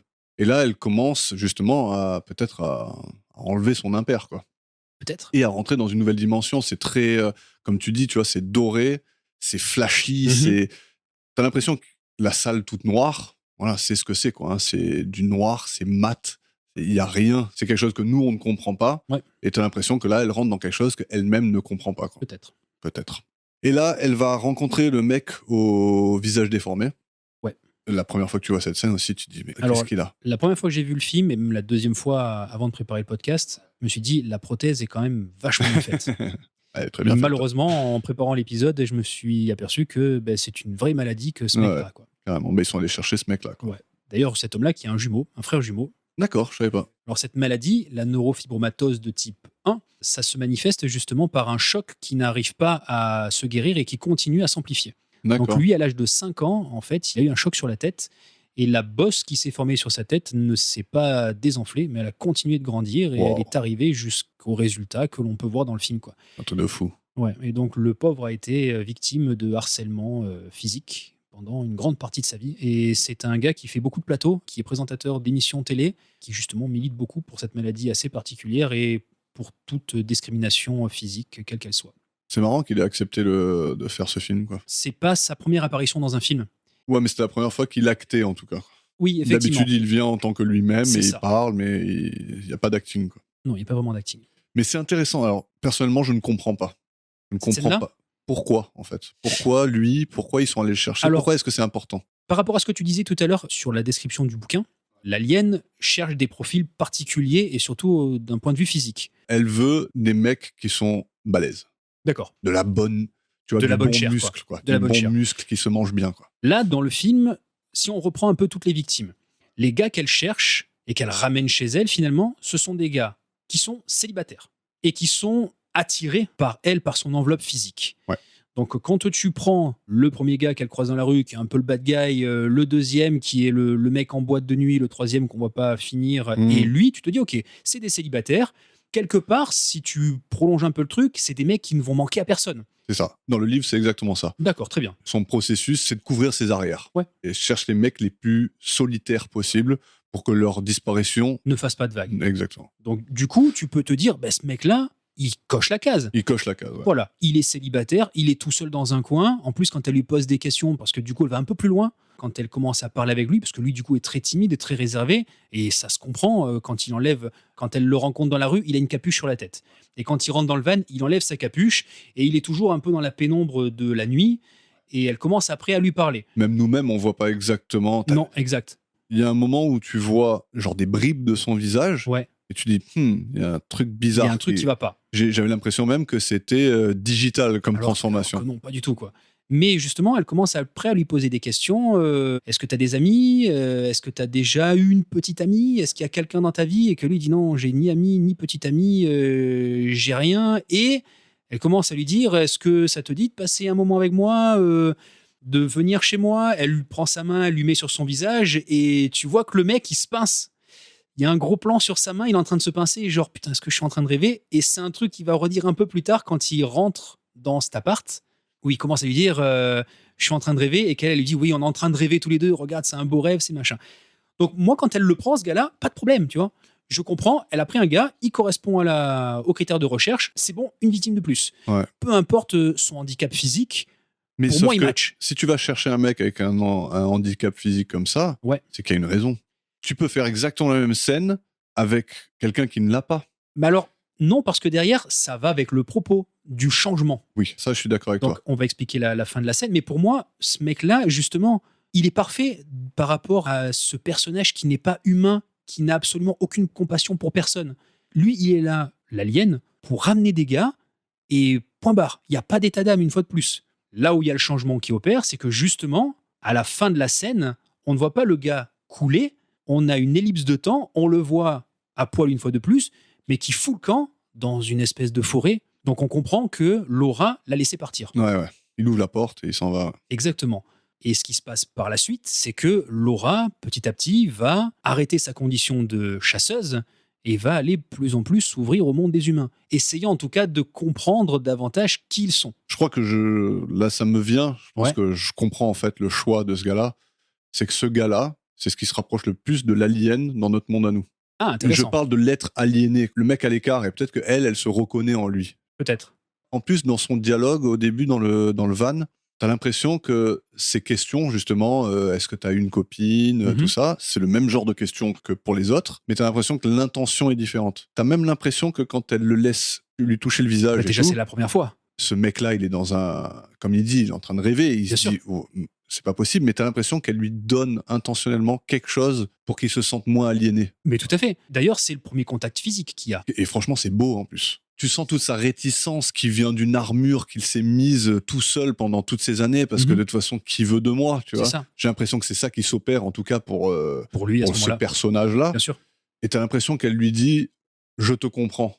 Et quelque part, c'est la première fois où elle comprend qui que ce soit, en fait, où elle se reconnaît en les gens. Où... Ah, mais c'est intéressant ce que tu dis, parce que du coup, ça fait sens justement avec la scène.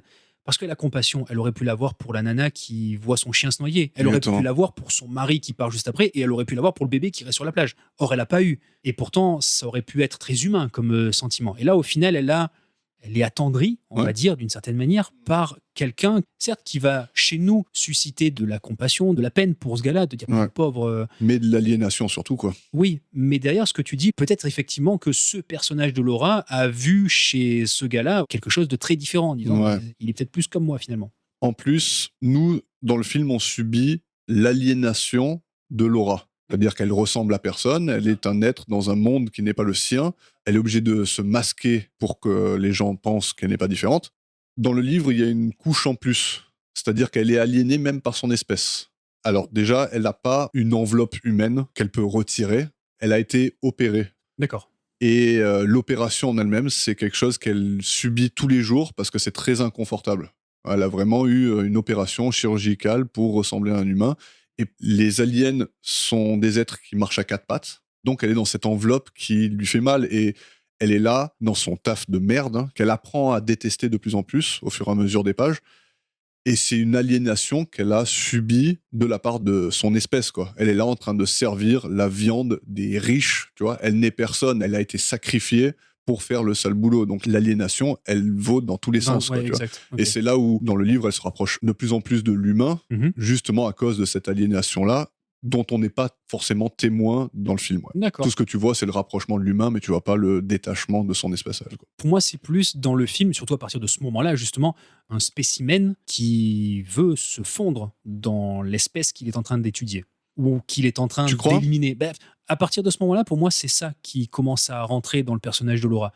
T'as un personnage qui va vouloir faire comme les humains pour essayer de mieux les comprendre. Puisque la scène qui va suivre, on va en parler de suite. Alors, avant de partir là-dessus, revenons juste quelques instants en arrière, parce que je pense qu'il y a deux choses importantes. Déjà, le motard rattrape le bonhomme et le zigouille. Hein. C'est ça. Voilà, il le fout dans le coffre d'une voiture qui vole et il s'en va sous les yeux d'une petite vieille. Il s'en fout, quoi. C'est ça. Lui, il est venu finir le boulot. Il y avait un truc qui allait pas, exact. Quelque chose qui allait pas, et il a corrigé le tir.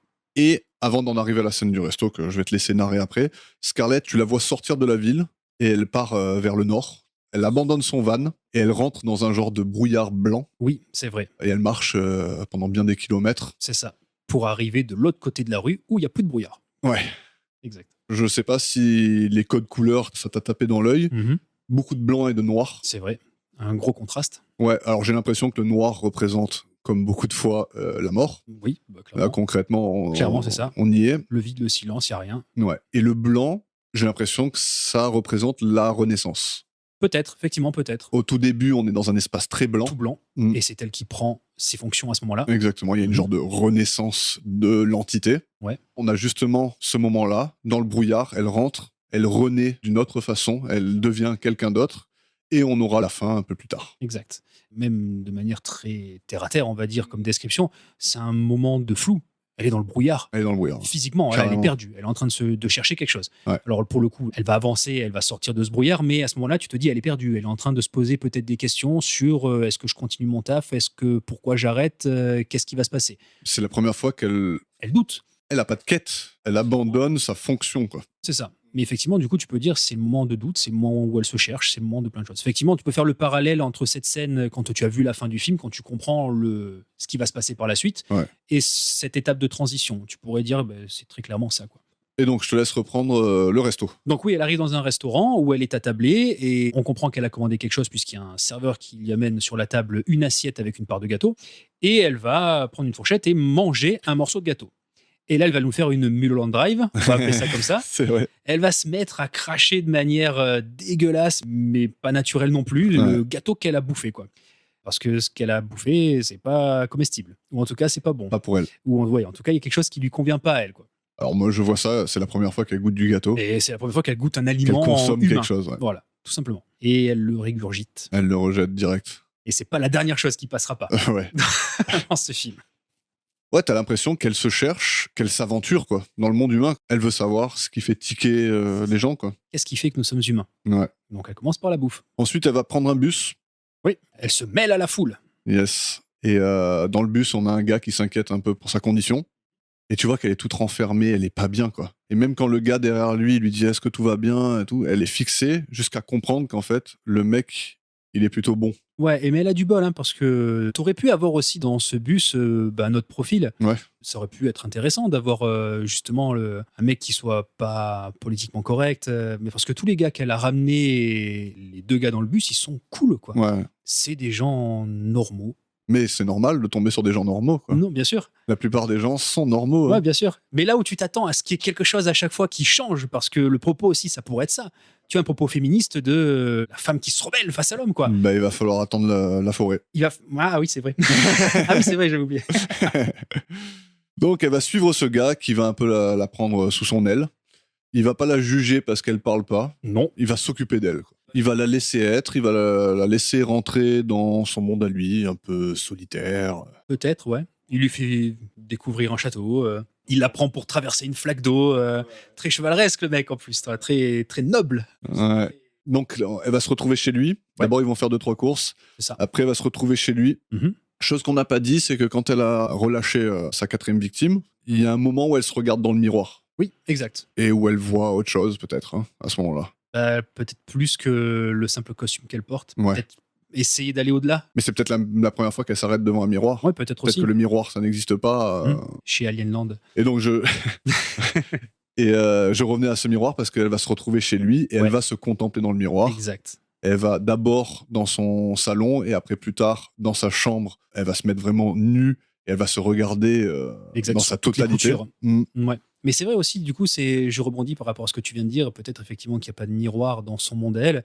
Mais c'est le cas, parce que quand on est dans son appart sur Terre, mais qui est une autre dimension, tout est mat. Il n'y a rien qui reflète quoi que ce soit. Il n'y a aucun reflet, en fait. Ouais, mais nous, on voit ça comme ça. Mais il va savoir ce qu'eux voient. Peut-être. Mais en tout cas, le film ne te montre aucun reflet. Oui. Voilà. Le miroir, il apparaît à ce moment-là, et c'est là où elle cherche plus. Et ouais, effectivement, c'est intéressant.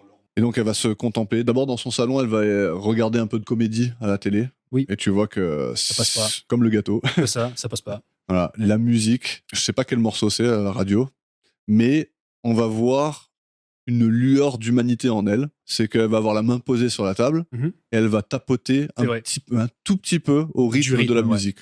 J'adore ce plan. J'ai entendu que Jonathan Glazer, il s'est posé pendant trop longtemps la question de quelle musique il mettrait à la radio à ce moment-là. Parce que pour lui, c'était très important.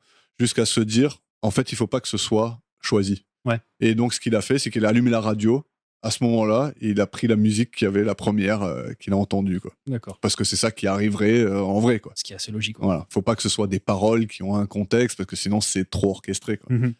Et oui, donc après, elle est dans sa chambre et elle va se contempler. Mm-hmm. Voilà. Elle va, je sais pas, commencer à apprécier sa forme humaine. Ouais, je sais pas si elle l'apprécie. Mais en tout cas, ouais, elle s'observe. Après ça, ils vont partir au château. T'as une interprétation de cette scène, toi ? Quand elle est prise de vertige. Ouais. C'est bizarre. À un moment donné, elle se retrouve sur une espèce de corniche à l'intérieur d'un genre de donjon. Ouais, plutôt une échauguette, j'ai envie de dire. Ouais. Putain. Échauguette. Hein. Chapeau. Fallait le sortir. Les échauguettes, c'est des espèces de petites tours qui sont raccrochées aux parois, mais qui ne font pas. Comment dirais-je ? Elles sont pas dans la continuité du mur. D'accord. C'est vraiment un truc une excroissance du mur. Une échauguette. Très bien, merci. De temps en temps, comme ça. Un peu de culture dans les mondanités, voilà, tu pourras parler, briller en soirée. C'est comme si tu me balançais du pain, j'adore moi. Tu vois. Mais je travaille pour un service culturel gouvernemental et du coup, j'ai appris le mot échauguette à ce moment-là. Ouais, et elle va descendre un genre d'escalier en colimaçon, là. C'est ça, mais en titubant. Ah ouais. Elle est un peu prise d'un malaise. Un sentiment humain, peut-être ? Je sais pas. Ouais, peut-être le vertige, peut-être. Je sais pas ce que ça essaye de nous dire, là, mais qu'elle est vulnérable, en tout cas. Ouais, exactement. Et puis surtout que elle va avoir l'homme qui va, encore une fois, aller vers elle pour l'aider, exactement, pour la remettre un peu sur pied. Quoi. La compassion, la bonté, ouais. L'altruisme. Yes. Ce qui va nous amener à la scène de Love. Ouais. Allons-y. Qui va très bien se passer. Hein. C'est magique. Donc, ils se rapprochent, ils s'embrassent, puis ils se mettent au pieu. Commence à se déshabiller. Yes. En tout cas, lui, il la déshabille, elle d'abord, et elle sourit en plus. Premier passage où on voit Scarlett sourire. Ouais, exactement. T'as l'impression qu'elle est en train de vivre un truc. Ouais. Tu sens qu'elle comprend pas totalement ce qui est en train d'arriver, mais tu sens que c'est pas malgré elle, qu'elle en a envie, et tout ça, ça s'inscrit sur son visage, et c'est super fort, quoi. Mais même le baiser, il est particulier. Tu vois qu'elle le subit comme si c'était c'est la première fois, quoi. Ouais. C'est sa première fois. Mm-hmm. Et donc, ça va mal se finir. Ouais, parce que, y a un truc qui rentre pas. Il y a un truc qui passe pas. Effectivement, voilà, au moment où l'homme passe à l'action, il y a un truc qui bloque. Yes. Et il a un peu forcé, le gars. Jusqu'à ce que craque. Patatrac. Donc, on va comprendre que, tout simplement, elle n'est pas faite pour ça. Elle n'est pas construite pour. Alors, c'est ça que le film aussi ne nous dit pas. Et encore une fois, c'est une interprétation. Pour moi, je te rejoins. Pour moi, elle n'est pas conçue. Donc, il y a un truc qui ne peut pas rentrer dedans. On va parler crûment. Ou alors, son espèce ne fonctionne pas comme ça, tout simplement. Tu peux le voir de plusieurs manières. Soit, effectivement, elle n'est pas conçue, génétiquement parlant, pour pouvoir pratiquer. Exactement. Soit, le problème, c'est que y a un truc qui s'est passé et qui a fait que elle, ça l'a choquée. Parce que la scène d'après, qu'est-ce qui se passe ? On la voit, elle, qui se retourne, qui prend une espèce de lampe. La scène est filmée, on la voit de dos. Elle est très clairement en train de se regarder entre les jambes. Quoi. Ouais. Mais là, tu sais pas, est-ce qu'il y a eu quelque chose qui a cassé ? Est-ce que pour elle, c'est un truc d'inconnu ? Du coup, il faut qu'elle se pose des questions, il faut qu'elle le regarde, il faut qu'elle comprenne. Et dans ce cas-là, tu peux te dire, c'est la perte de la virginité, effectivement, ça lui a créé chez elle un petit quelque chose. Est-ce que ça l'a... C'est pas ça. Hein. Pour moi, physiquement, ça l'a déchiré. déchirer son enveloppe charnelle, que l'on comprendra par la suite sur la scène d'après. Donc il y a eu cassure, effectivement, il y a un truc qui fait que merde, ma fausse identité va être révélée, il y a un truc qui, voilà, on pris en flag, quoi. Moi, pour moi, je l'interprète de cette manière. Son enveloppe charnelle s'est déchirée. Moi, je l'ai pas vu comme ça. Comment tu la vois, toi? Je me suis juste dit que son espèce ne pouvait pas pratiquer de cette manière-là et qu'elle s'est faite emporter par le sentiment humain jusqu'à ce qu'elle soit carrément étonnée du dysfonctionnement. Je sais pas. Il n'y a pas de réponse à toutes ces questions. Je crois pas qu'elle est déchirée de la manière où on va le voir un peu plus tard. Ah, pour moi, c'est ça. Parce que du coup, ça fait écho à cette scène. Elle commence à petit à petit se détruire. Se décomposer un peu. Et ouais, il y a son enveloppe a craqué, quoi. Oui, mais sauf que oui, peut-être. T'as peut-être raison. Et que du coup, c'est le début de merde, on va me repérer, quoi. Le mec, maintenant, il sait. Ouais, mais ça pourrait très bien être aussi. Imagine, il n'y a pas de déchirure. C'est juste, merde, ça fonctionne pas. En fait, j'ai envie d'aller plus loin, mais mon corps ne me le permet pas. C'est ce que je disais tout à l'heure. Du coup, j'essaie de comprendre qu'est-ce qui se passe, pourquoi. Et après, elle va partir en exil parce que c'est comme si elle avait atteint certains sentiments humains et qu'on ne lui permettait pas d'aller plus loin. Peut-être. Et que ces limites-là sont dures à accepter pour elle, ou je sais pas. Peut-être. En tout cas, elle va s'exiler. Elle va partir, exact. Mais du coup, pareil, on sait pas ce qui va advenir de ce mec-là. Parce qu'en fait, on est avec elle, on n'est pas avec eux. Oui, exactement. C'est ça qui est bon. Et d'ailleurs, je trouve que dans tout le film, c'est fabuleux comme on se sent aliéné comme elle. Justement, ce côté documentaire où t'as l'impression de voir les gens comme des fourmis, comme elle les voit à la base. Hein. Et d'ailleurs, plus on avance dans le film, moins on a ce côté documentaire. Ouais, donc on perd cette vue-là de l'alien qui nous voit comme des fourmis. C'est vrai. Donc voilà, elle s'exile dans la plus grande pinette du monde. Une forêt hyper dense. Ouais. Elle rencontre le bûcheron de l'apocalypse. C'est pas un bûcheron, d'ailleurs on dit garde forestier depuis le début, mais j'ai même pas l'impression, parce qu'à un moment donné, il y a une espèce de gros camion. Ouais, un camion. Je sais pas ce qu'il fait, ce mec-là. Il prend plein de troncs, quoi. Ouais, moi, c'est un bûcheron, quoi. Peut-être. Il est pas habillé comme un bûcheron. Enfin, quoi qu'il en soit, le mec, quand il la croise, déjà, il lui pose des questions. Est-ce que vous êtes toute seule? Qu'est-ce que vous faites? Du coup, les rôles s'inversent. C'est lui qui est en train d'interroger cette femme en lui disant est-ce que vous êtes seule? Vous venez vous promener? Ici, c'est l'idéal pour se changer les idées. Il y a 800 hectares de forêt. Ne vous perdez pas. Vous savez où vous allez. Donc, il la bombarde de questions. Elle est sans aucune réponse. Elle répond oui, non, basta. Mais bon, le mec, voilà. Mais tu vois qu'elle est inquiète quand même. Elle est inquiète, mais lui, il n'a pas l'air si menaçant que ça. Bien au contraire, quoi. C'est un mec qui passait. Et d'ailleurs, il la laisse tranquille. Il dit bon, promenez-vous bien, bonne balade. Aérez-vous l'esprit. Et après, tu fais le rapprochement entre ses questions à lui et ses questions à elle plutôt. Ouais. Exactement. Donc, elle va se barrer. Elle va trouver un abri, genre de gîte. C'est ça. Elle va s'y endormir. Et là, on va avoir une superposition de l'image de Laura qui dort. Et une superposition de la forêt. Exactement. Exact. Très Twin Peaks comme plan. Ouais. Ouais, la forêt, en plus, la manière dont elle est filmée, les sapins qui bougent, enfin, ces espèces d'arbres, je sais pas si c'est vraiment des sapins, quoi. C'est conifère, ouais. Et ouais, très lynchien. Très lynchien. Ouais. Mot dans le dictionnaire depuis 2018. Ouais, elle se rapproche de la nature. Elle a atteint quelque chose. Ça, par contre, je sais pas non plus. Un état. Plus que. Alors, autant les autres, je peux interpréter, ou je peux proposer mon idée. Là, j'en ai vraiment. C'est pas facile. Hein. J'en ai aucune idée. En fait. Ouais. Là, je sais pas du tout. Parce que voilà, la nature, pourquoi est-ce qu'elle serait proche de la nature? La Terre, quoi, peut-être, tu vois. Ouais, peut-être qu'il y a un truc en plus. Elle est sur Terre, quoi, vraiment, je sais pas. Déjà, en plus, de base, c'est la première fois qu'elle est hors d'une ville. Donc là, en plus, il y a vraiment rien d'autre. Certes, c'est un gîte, donc il y a un côté très humain, mais oui, elle est au milieu de nulle part. Et putain, mais quelle forêt aussi, quoi. Mais les images, là, trop magnifiques. On est pareil dans un truc très réel. La forêt, elle est filmée de la manière la plus brute. Mais cette forêt, en plus, qui s'arrête de façon très abrupte. C'est ça. C'est trop beau. Il y a deux mondes différents qui sont séparés, c'est trop beau. Le bûcheron, on va l'appeler comme ça. Disons le bûcheron. Il va la retrouver dans le gîte. Il va la réveiller. Ouais. Elle va se réveiller avec un mec à côté d'elle. Elle va un peu paniquer. Elle va partir en courant. Elle va se cacher un peu derrière les arbres, trouver son camion. En plus, lui, il y va pas par quatre chemins, quoi. Il y va carrément main baladeuse entre les jambes, quoi. Le mec, il a un objectif. Ouais.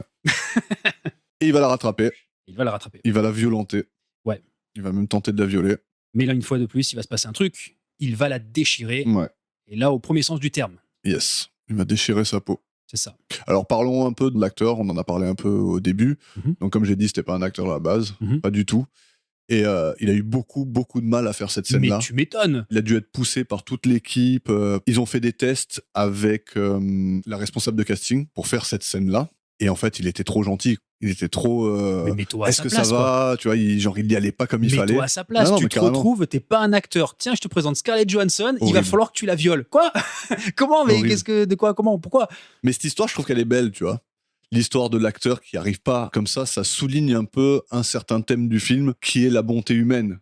Quelqu'un qui n'est pas un violeur va lui dire de faire ça. Ça va contre tous tes principes, toutes tes valeurs, et je pense qu'il y a toutes les fibres de ton corps qui rejettent ce comportement, quoi. En tout cas, voilà, il va la déchirer.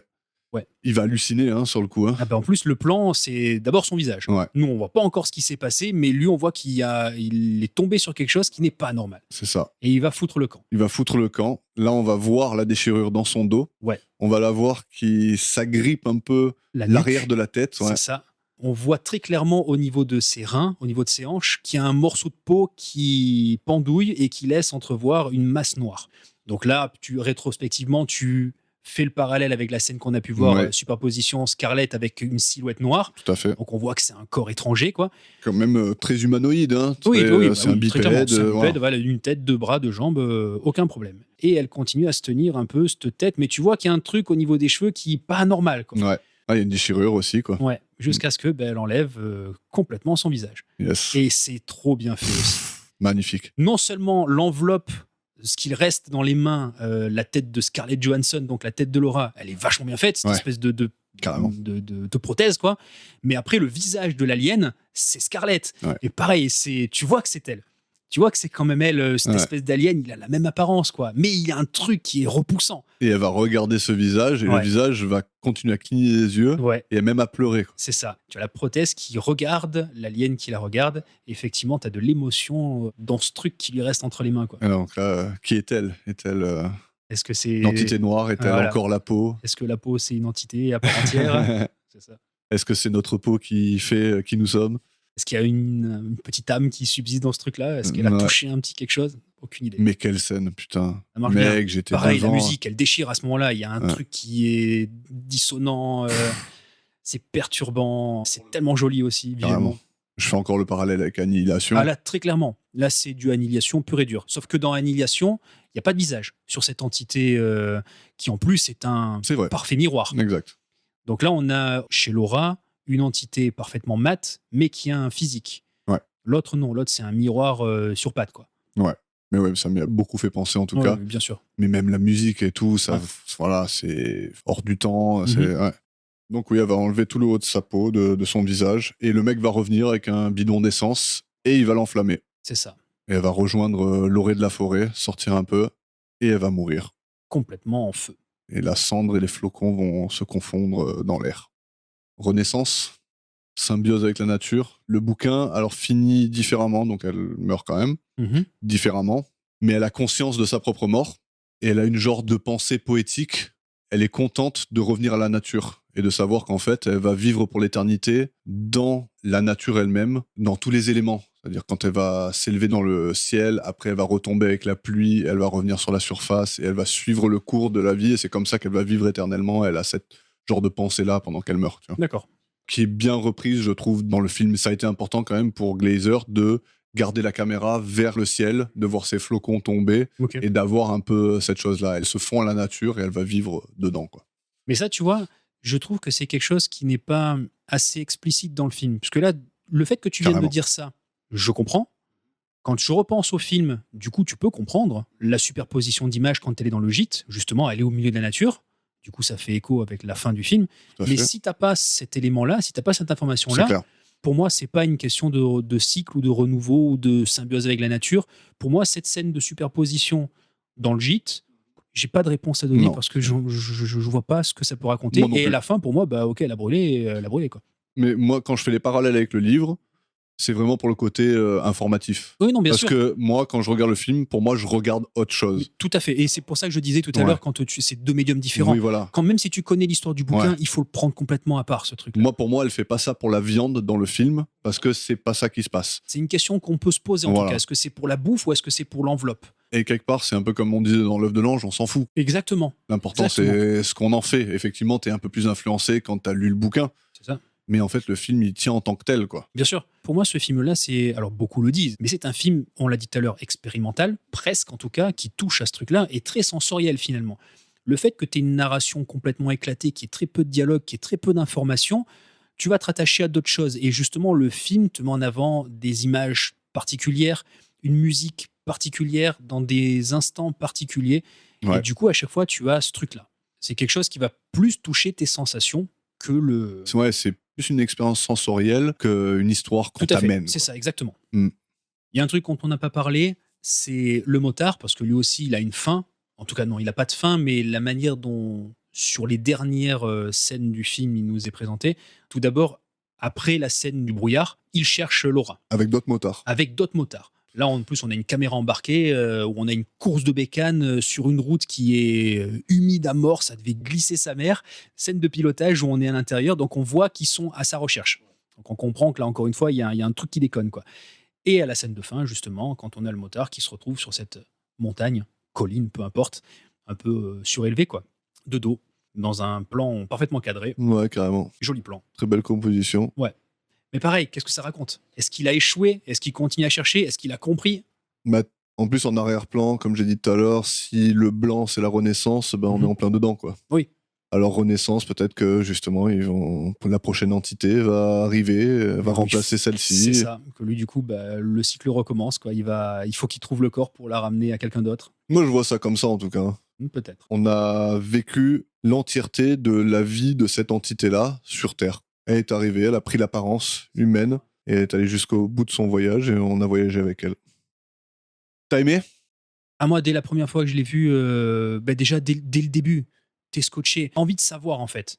Même si le film ne te délivre pas les réponses que t'attends, t'as quand même envie d'aller à chaque fois un peu plus loin parce que, putain, pourquoi elle fait ça? Pourquoi est-ce qu'elle les amène chez elle? Qu'est-ce que c'est ce machin noir? Pourquoi à la fin elle est comme ça?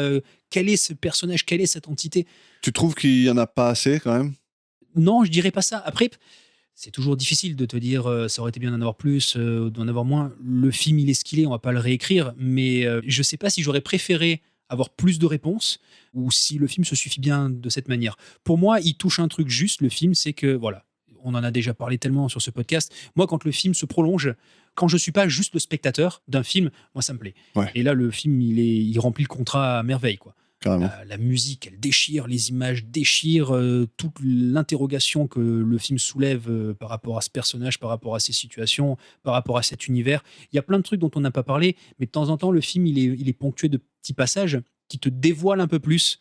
On dit un alien depuis le début, c'est pas anodin. À un moment donné, il y a une scène dans une ville où on voit une tour et on voit le sommet d'une tour où à travers les nuages, il y a des petits points de lumière qui se mettent à tourner et qui se mettent à s'en aller. Ouais. C'est des vaisseaux. Enfin, les aliens, ils sont là, en fait, ils sont là depuis un moment, et puis voilà, ils avancent, ils viennent, ils se posent sur la Terre, ils font leur business, après ils se barrent.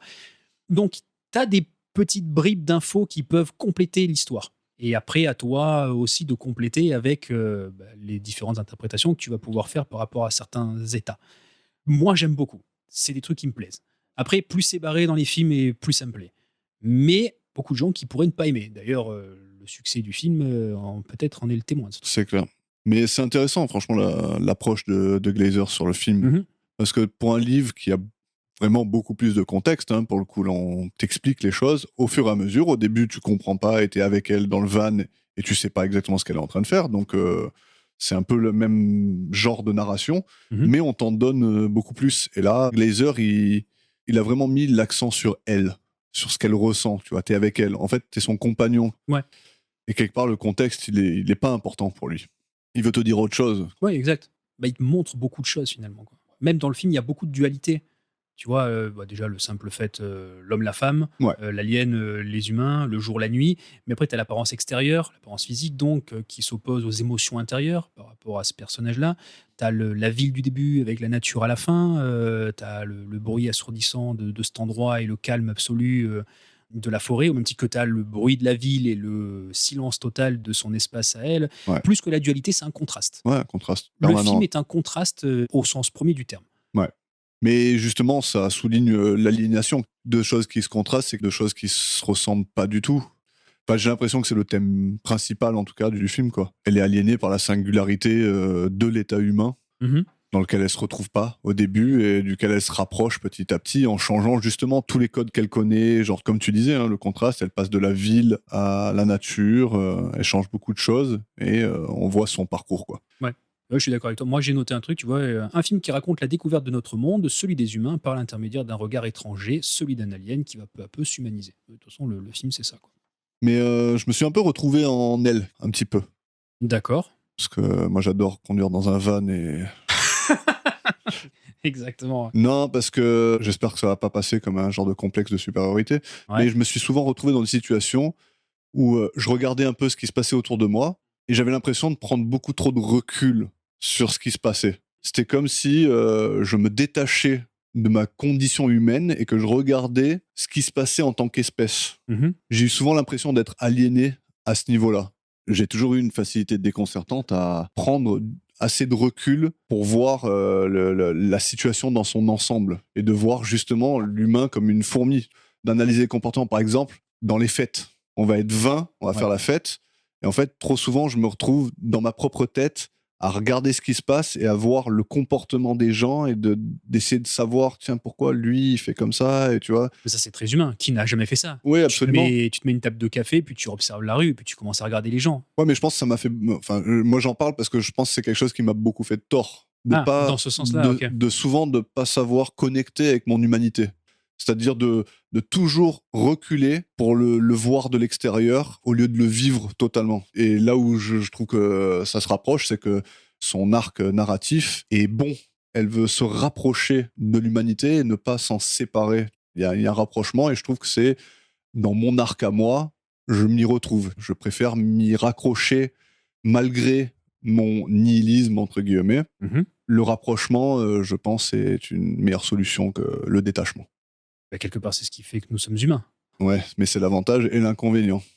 Personnellement, ça me cause trop de mal, le détachement permanent, quoi. Ok, d'accord, Voilà. je comprends la chose. Mais après, derrière, mais ça touche après des émotions et des sentiments très humains. Et ça, le film, il a très clairement mis le doigt dessus, quoi. Ouais. T'as un peu plein d'états que le film essaie de te montrer. Tu vois, la solitude, les échanges, l'empathie, la compassion, l'amour, même la peur. Parce qu'à la fin, très clairement, quand le mec il essaie de la violer, il y a un sentiment nouveau qui émane de chez elle, quoi. Quelque chose qu'elle connaissait pas du tout. Des sentiments de plus en plus extrêmes, en fait. Oui, exact. Mais effectivement, le fait d'observer, oui, du coup, je comprends ce que tu dis, tu te détaches de ces trucs-là, quoi. Ouais. Et tu ne peux les vivre pleinement que justement quand tu fusionnes avec l'autre. Ouais, carrément. Mais tu vois, c'est là où je voulais en venir, c'est que ça m'a toujours empêché de vivre les moments, Mhm. d'en être détaché. Et ce qui est marrant, c'est que dans le film, ça lui cause du tort, quoi. T'as l'impression que plus elle se rapproche de la condition humaine, Mhm. plus elle devient vulnérable, en fait. Mais c'est ça. De toute façon, la fin, c'est ça, hein. Donc, en fait, la condition humaine est synonyme de vulnérabilité, quoi. Oui, parce que tu t'ouvres. Parce que tu Forcément, t'ouvres. quand tu t'ouvres, eh ben, tu lâches l'armure, quoi. Sauf que elle, c'est radical, quoi. Au niveau de la condition humaine, elle passe de rien à un semblant d'humanité, et pourtant sa chute, elle est radicale. Oui, tout à fait. Et ça passe par toutes les émotions dont tu as parlé. Ouais. L'amour, la peur, et la fin, la mort, quoi. Elle a laissé sa carapace à la fin, quoi. Yes. C'est ça aussi qui est intéressant, tu vois, la carapace, d'un point de vue La dans, peau. dans les deux sens du terme, quoi, justement. Elle se met à nu face aux hommes pour les appâter. C'est le moment où elle est la plus forte, malgré justement le fait qu'il n'y ait plus rien qui la protège, quoi. Et inversement, plus elle va s'ouvrir aux autres, plus elle va être proche, et plus effectivement elle va toucher le fond, quoi. Jusqu'à la fin, à carrément se faire déchirer la peau par quelqu'un qui va la violenter, parce que c'est le moment où elle est le moins sur ses gardes, où elle est, bah oui, où elle est plus la chasseuse. Ça devient une proie à son tour, et au final, elle est très fragile, elle aussi, quoi. Ouais. Mais ça essaie de te dire quoi, alors? Ça essaie de te dire que plus tu t'ouvres, plus tu t'exposes, et que c'est nocif? Je sais pas du tout. Je pourrais pas te dire, mais tu vois, encore une fois, avec ce titre, sous la peau, il y a quelque chose de plus fragile, de plus précieux, de plus. Et qu'est-ce que c'est qu'il y a sous la peau? Mis à part la chair, ben, c'est tout le reste, quoi. Ouais. Et t'as parlé vite fait de solitude aussi, hein? Ça, la solitude, c'est déjà les états de tous les hommes que l'on croise, De tout le monde. toutes les proies, mais elle aussi est parfaitement solitaire. Au même Carrément. titre que le motard, il est solitaire. Tout le monde dans ce film est solitaire, Ouais. Tous ces gens qui sont d'une façon ensemble, mais qui sont totalement détaché. détachés. Ouais. Mhm. Malgré le fait qu'on soit tous dans un endroit où la population humaine est très concentrée, quoi. Ouais. Là, pour le coup, le microcosme, c'est la ville. Il y a plein de gens qui se croisent sans se parler, sans interagir les uns avec les autres, quoi. D'où la solitude. Yes. Donc ouais, bonne expérience ce film. Très. Malgré la simplicité de son scénario. Et je vais répéter un petit peu ce que j'ai pu dire tout à l'heure en introduction. Ce film qui ne donne pas plus d'infos finalement que ça, je trouve que ça impose au spectateur le fait d'imaginer et d'interpréter plus que de faire un effort de compréhension. Le film met en avant la force du ressenti, des sensations, plus que le confort de la narration. Et c'est pour cette raison que je trouve que l'interprétation, elle est importante pour chacun d'entre nous. Carrément.